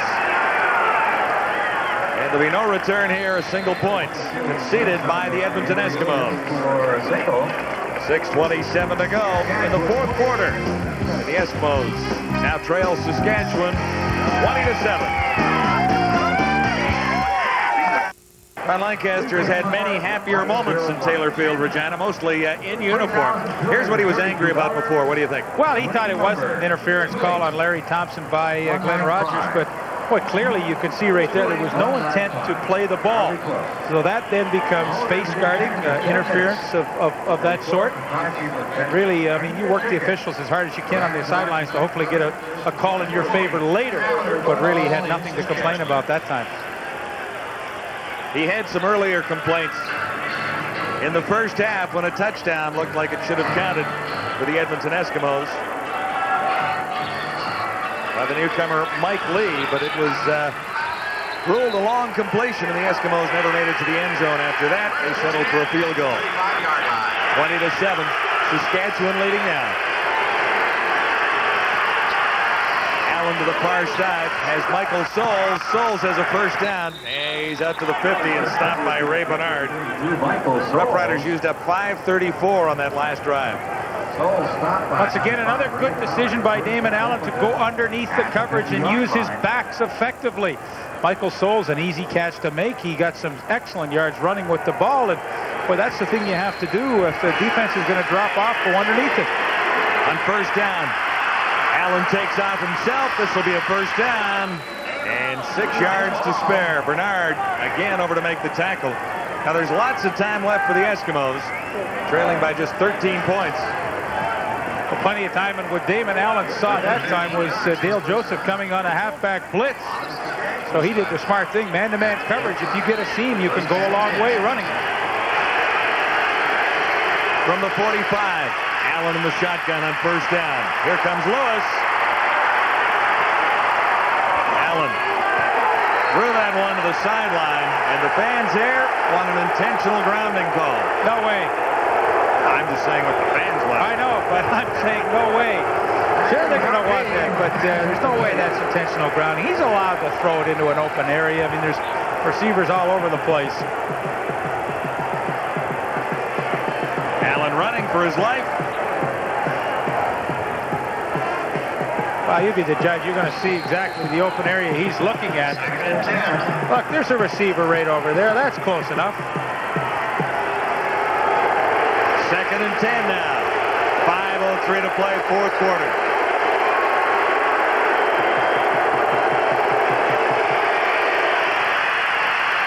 Allen steps up again. This time, he may have the first down again. I thought he was slowed down before then, but it was Getz over to make the tackle. And let's see where they put the ball. It is a first down for the Eskimos. Now, once again, such a good decision, and as only Damon Allen can do, control the game with his running. They really squeeze off the passing lanes downfield with their deep zone coverage by the linebackers, and, you know, really he has no choice but to run with the football, and he really does it effectively. Ray Jauch is in agony, but his Saskatchewan Roughriders have the lead. Jauch shaken up in the first half. He has a knee problem, but his Riders are hanging in for a 20-7 lead on the Eskimos. Ottawa Roughriders, the second part of a home-and-home series between the two at 8:30 Eastern, 7:30 Central. Winnipeg Stadium. Boy, is Matt Dunnigan on a roll or what? That's unbelievable. And the Roughriders continue to battle back. They were down big time and got 41 points on the scoreboard last night. 100 points in total in the Winnipeg-Ottawa game. 59-41, the Bombers over the Ottawa Roughriders. It's tough for Ottawa. You know, they played a solid game a little over a week ago against Calgary and lose late, and then a big shootout against Winnipeg, lose again. You know, they haven't played too badly, but they really don't have a lot to show for it, sitting at 2-4. The Argos can say that, too, about their game with the BC Lions last night. Now, the Lions were just awesome in the second half, but the Argos put 39 points on the board and lost. Damon Allen stands in. Floyd appeared to be the intended receiver, and Miller was with him, number 91. Peter Miller is in his second year with the Saskatchewan Roughriders, young linebacker, and he's asked to cover Lucius Floyd one-on-one. And, you know, you watch here, he does a heck of a job. Here comes Floyd down, but watch Miller just run with him and take that inside position away from him. And Damon Allen had no choice but to throw it deep and over the top. Boy, that's you're asking a young linebacker to do a lot there, and he was equal to the challenge. On 2nd and 10, the Riders have a 6th defensive back in the secondary. Damon Allen stands in. He's off target. The newcomer, Mike Lee, couldn't hang on. Was it receiver or quarterback? Well, Damon threw it to a spot where he felt that was the only place he could put it. Michael Lee would have to make a tough catch. There was good coverage, and he threw it to the outside. Now they have to make a decision. I think it's made. Yeah, 3rd down, they're going to go for it. They need 2 touchdowns to win. 3:57 to go, fourth quarter. Ron Lancaster goes gambling on 3rd and 10. The ball at the Saskatchewan 34.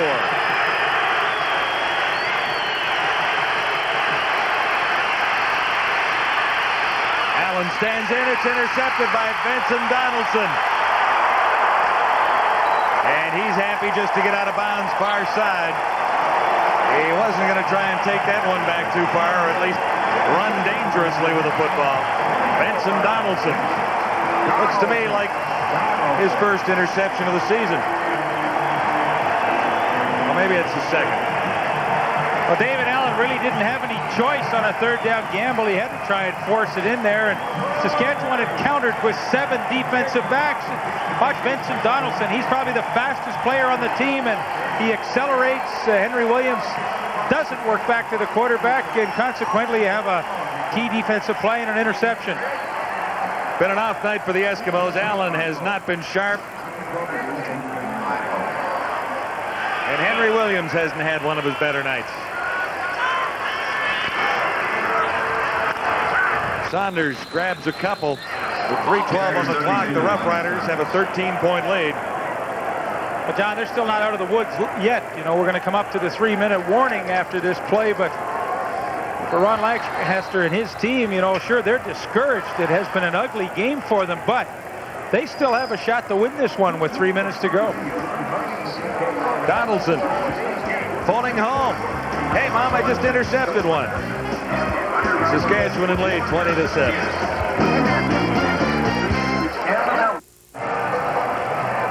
From Taylor Field, Regina into the final 3 minutes now as the Roughriders try and hang on to a 13-point lead and put away the Eskimos. Edmonton with a 4-1 record. Saskatchewan trying to improve to 3-3. Damon Allen, 14 of 32 for 169. That's an off night. Tom Burgess, 15 of 35. He's below 500 or below 50% passing, but he has 238 yards. It hasn't been a great night for either quarterback, but, you know, Saskatchewan looks at this game. Their defense has been extremely solid. Good pass rush all night long. Don Bradley with some big plays, and now the interception by Donaldson late in the game. Second and long for the Roughriders. Saunders comes up well short of the first down. Larry Ruck, number 47, sticking his nose in there to make the tackle. With 2:38 to play, fourth quarter.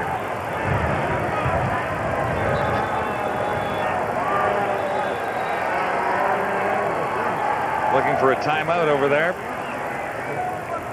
Timeout, Edmonton. I think it's a good call. It's 2:38 to go, and Saskatchewan could have run at least 19 seconds off the clock before they punted, but now the clock will not start until the ball is snapped. And, you know, those are 19 or 20 precious seconds that Damon Allen might have now as he tries to get his team back into this one. Yeah, and Ronnie needs a run back from the Giz. He needs instant field position. Well, Saskatchewan's cover teams have done just a tremendous job tonight. And, you know, part of the credit has to go to the kicker. Matters just put it and pinned it in corners to give his cover team good angles on Henry Williams tonight.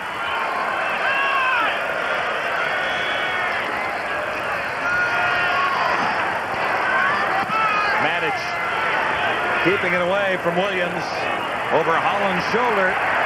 And again, the Roughriders special teams doing a superb job. Again, it is Ray Bernard right in the center of things. He's had a great ball game. Yeah, he really has had a really solid defensive series. And when he knocked down a ball in coverage on Lucius Floyd, working the special teams. And, well, there's a lot of players on Saskatchewan's defense that should get a pat on the back tonight. They played very well, but hey, it's not over. 2:29 to go. Bernard also picked up a fumble. Yeah, just asked Ottawa a few weeks ago when they thought they might have had a game won, and Damon Allen came back and bit them. Eskimos on 1st and 10. 6 receivers in, and Allen couldn't find one. He was behind Jay Christensen. Now the Riders get a chance to put the big charge on 2nd and 10. It's always a fine line for a quarterback. Was he off target, or did the receiver run through the lane in the zone when he should have sat down and waited for the ball? And sometimes, you know, it's difficult from our perspective to tell who was at fault. 2nd and 10 Eskimos. Crucial play. Allen stands in, has Brown, and Brown is stopped short of the first down. I'm sure they'll go for it, but Brown is about a yard short Dave Van Bellingham with a pretty good hit on Brown. Well, Van Bellingham comes in as the middle linebacker in this defensive scheme. He's the 7th defensive back out there, and so far I think it's worked pretty well, confusing the Edmonton receivers as to what their assignments might be against this kind of a defense. It's a bit of a surprise move here. Yeah, Eskimos a yard shy, trailing by 13, and Lancaster elects to kick it away. Questionable. Unless it's a fake. Don't think Saskatchewan's not thinking that. Flags are down at the 25, and the Roughriders have trouble maintaining possession. Ruffin does manage to hang on, though. 43-yard punt. Now, those penalty markers were down early. In the area of the Saskatchewan receiver. Too many men, Saskatchewan. First down. 12 allowed, 13 too many. Well, I tell you, Ray Jauch better put a little extra support on that crutch when he sees a penalty like that. That's awful. You got a team, you've got them really at your mercy. Now you give them another chance. See, now you know what Lancaster was thinking. Make him look like a genius now. That's a tough penalty. 2:10 to go. The Eskimos get a first down as a result of that Saskatchewan penalty. And another first down there from Jay Christensen. And Bellingham makes the tackle. Edmonton down by 13. They need 2 converted touchdowns for the win. Well, and Damon Allen has proven in the past that he is tremendously calm in these kind of high-pressure situations where he has to run a 2-minute offense. They're not in the hurry up right now, but they are in a 2-minute offense in 4 seconds. But he stays pretty calm and cool in these circumstances. Likely to the near side. It is Henry Williams flanked to the far side of the field for an Eskimo first down at the Saskatchewan 37. Onto the cover, Brown has another Edmonton first down. Aaron Ruffin made the tackle, number 33. Well, what Saskatchewan secondary is doing with those 7 defensive backs is playing some man-to-man with a couple of safeties free over the top to protect against a deep play. Ruffin had help in behind him with Glenn Suter, but you know, if you're going to play that kind of coverage, you might as well come up and play your guy a little bit tighter because you're going to get help behind you. A minute 59 on the clock. First and 10. The Eskimos. Saskatchewan 26. Not quite. Mike Lee was the intended receiver. He is the newcomer in relief of Jim Sandusky and couldn't make the catch there.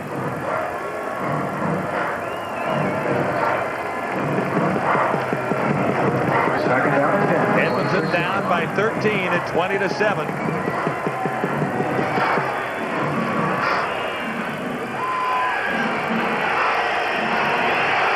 Big plays for the Eskimos now. This is 2nd and 10 at the 26.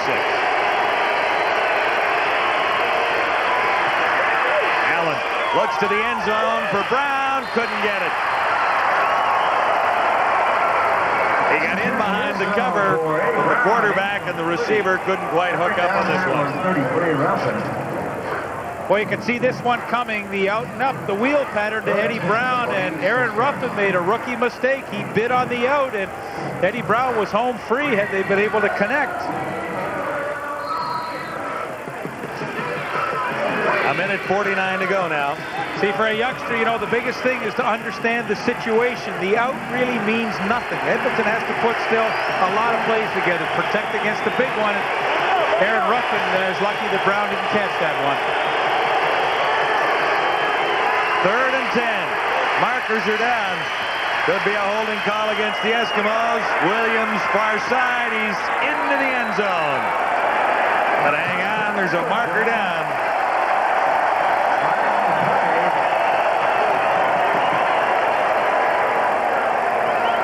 Bobby Jurison was coming.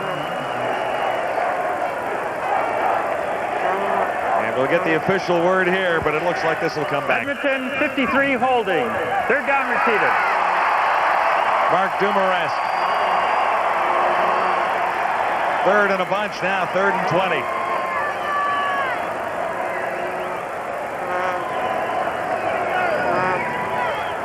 10 yards. It'll be 3rd and 20 now. Another look. Well, Mike Dumaresk is right there, so you just follow his progress, and there's no question as Gary Lewis looked like he was going to maybe get a hand on Allen. That flag was thrown early, and Gary Lewis just beat Dumaresk with his speed upfield. Now a minute 39 to go. The Eskimos are down by 13 at 20-7 and face 3rd and 20 here.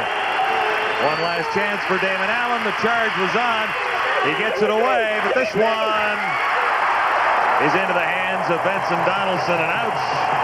And that will likely be all for the Eskimos this night at Taylor Field. Well, John, it's funny, you know, right from the first quarter right through, you just got the feeling that Edmonton just wasn't focused tonight on what they were trying to do. The offense is sluggish, a lot of miscommunication between Damon Allen and his receivers, and Saskatchewan, to their credit, you know, they're on the second end of the doubleheader, back-to-back games with this team. Their defense played a lot better tonight, obviously, than they did a week ago. Yeah, I thought the Rough Rider defense was solid most of the evening. Didn't allow a touchdown. Well, you know, when you only score 20 points and you win a game against Edmonton, you know your defense has played really well. Into the final 1:30 now. And Saunders is still chugging along. He's had a good night.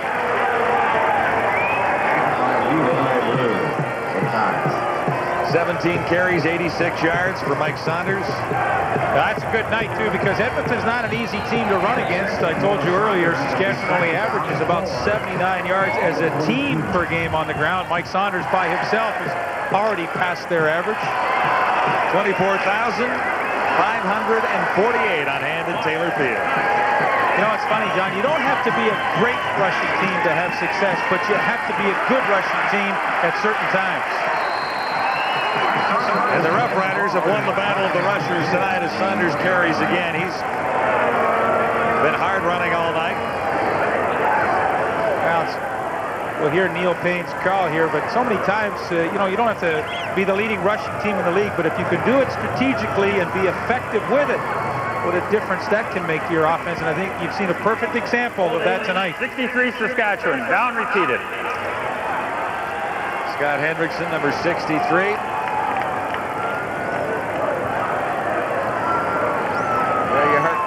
Still crutches on the sidelines. He's in an awful lot of agony down there as he tries to last out this game after being hit in the first half.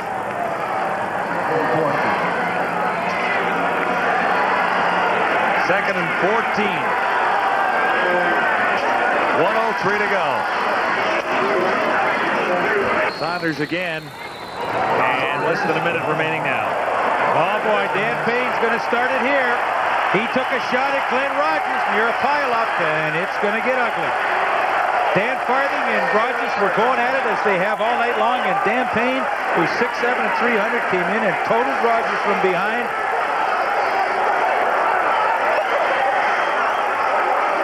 I don't know why Rogers was taking his helmet off.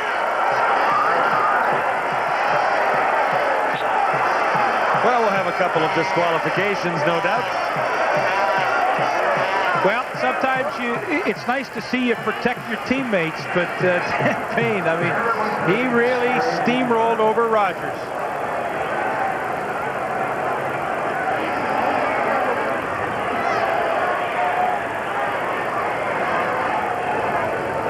We'll have to go back and see how this began.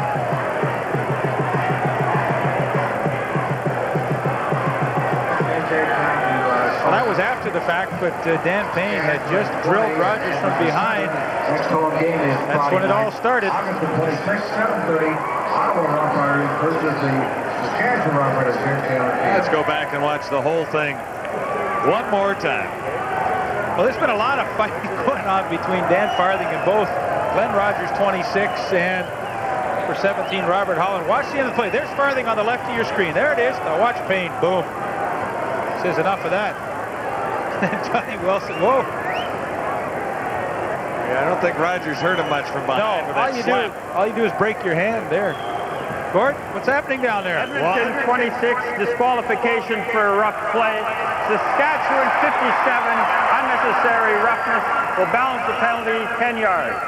So Rogers gets kicked out. Yeah, and Rogers was taunting the Saskatchewan bench, and Payne was sort of yelling at Rogers at one point, and on the next play, Payne went back at him, and Rogers said something else to him. The worst thing about this for Saskatchewan is it stops the clock. The clock would normally have been running, but now it won't with the penalty. Yeah, Gord and Glenn Rogers has to walk right through the Saskatchewan bench to leave the field. He's got a bit of an escort. Get out of the way down there, Gord, now.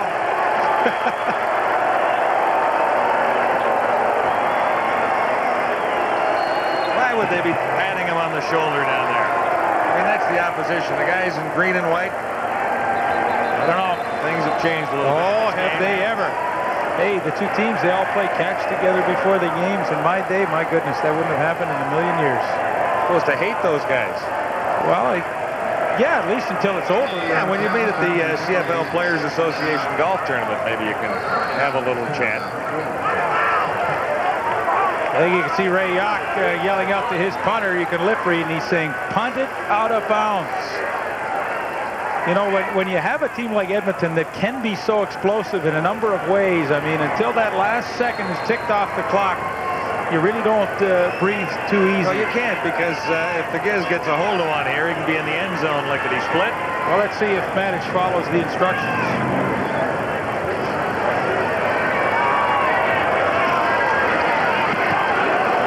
Well, he got it out of bounds.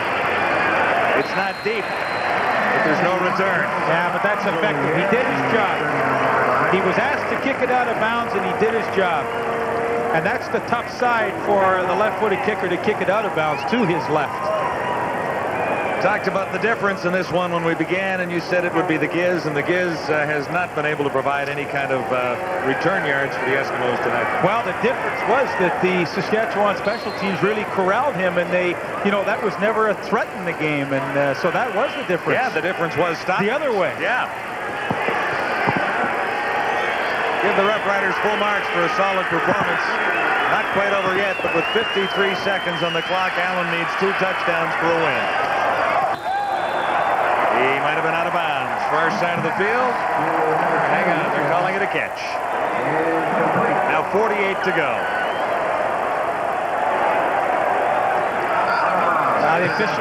The official was pointing right down to the ground saying, hey, that's the exact spot you came down on, and you were on the white line.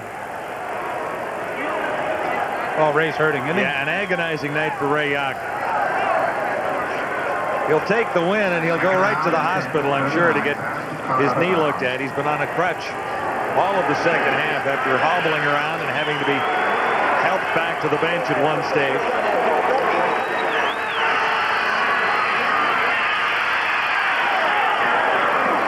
Brown made the catch. He'll have a first down with 40 seconds remaining. It is really getting chippy out there. This is one of these ones with 40 seconds to go where you kind of just want to get it over if you're the guys in green. Yeah. Well, I think the guys in gold would like to get out of here, too. Knowing it's impossible now.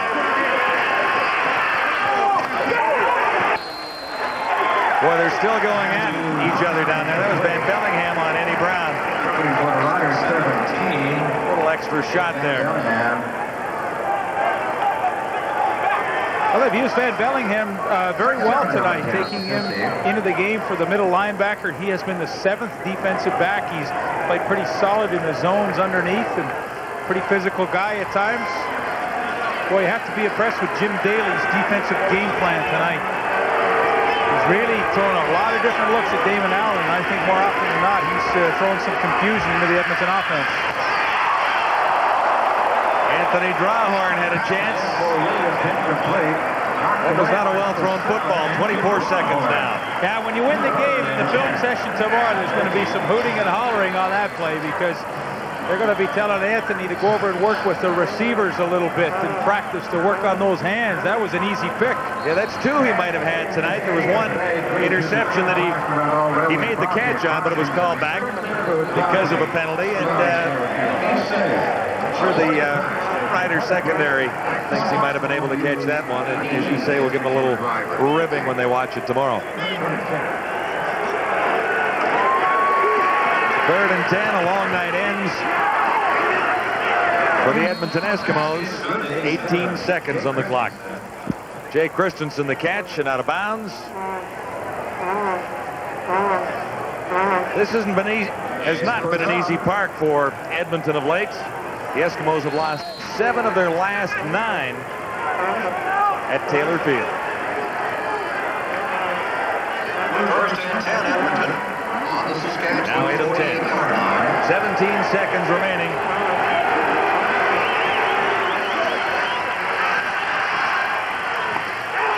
And this time he is picked up by Van Bellingham. Dave Van Bellingham still going down to the 40-yard line with 6 seconds. And it was Allen over to knock him out of bounds. And again, a little melee down there. Well, it's interesting. Van Bellingham wore out his welcome in Toronto, but he's come to Regina, and give the defensive coordinator Jim Daly some credit. They found a very useful purpose for Van Bellingham, bringing him in as the 7th defensive back. He replaces a linebacker and kind of plays in that short zone area, and he's done an outstanding job tonight and made a nice contribution to this defense.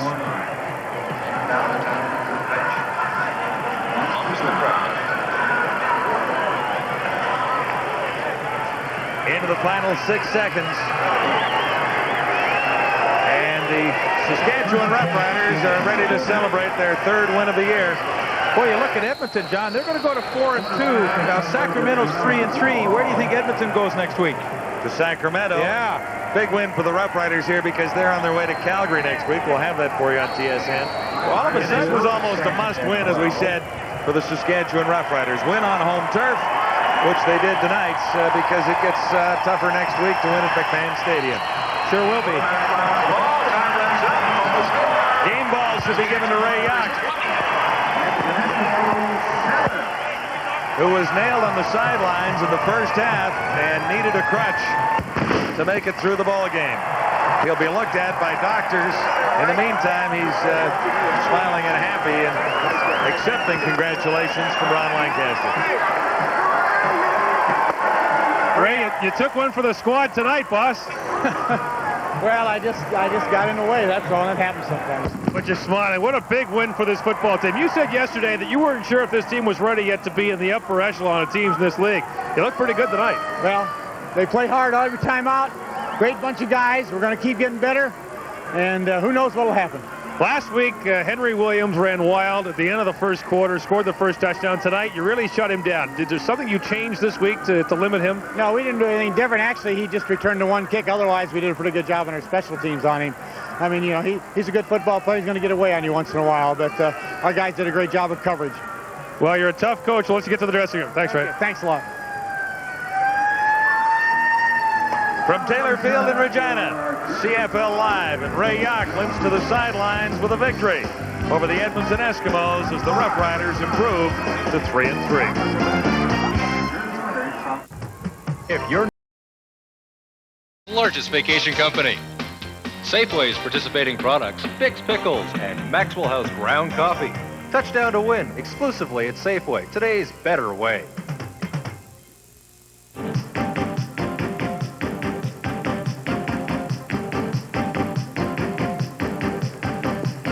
Time now for the TSN Turning Point, brought to you by Armor All. And John, it came late in the 4th quarter. The Edmonton Eskimos desperately trying to get back in this ball game as they trailed by 13. And on a 3rd down gamble, looking for Henry Gizmo Williams over the middle, Vincent Donaldson, number 24, steps in, makes the interception, and seals the victory for the Saskatchewan Roughriders. A cash donation will be made to the Canadian Coaches Association for the training and development of amateur athletes on behalf of TSN and Armor All. New low-gloss Armor All Protectant protects like original Armor All, but leaves a rich, deep, low-gloss finish. A gutsy win for the Saskatchewan Roughriders. In particular, head coach Ray Jauch, who hangs in there for a 20-7 win over Lancaster and the Eskimos.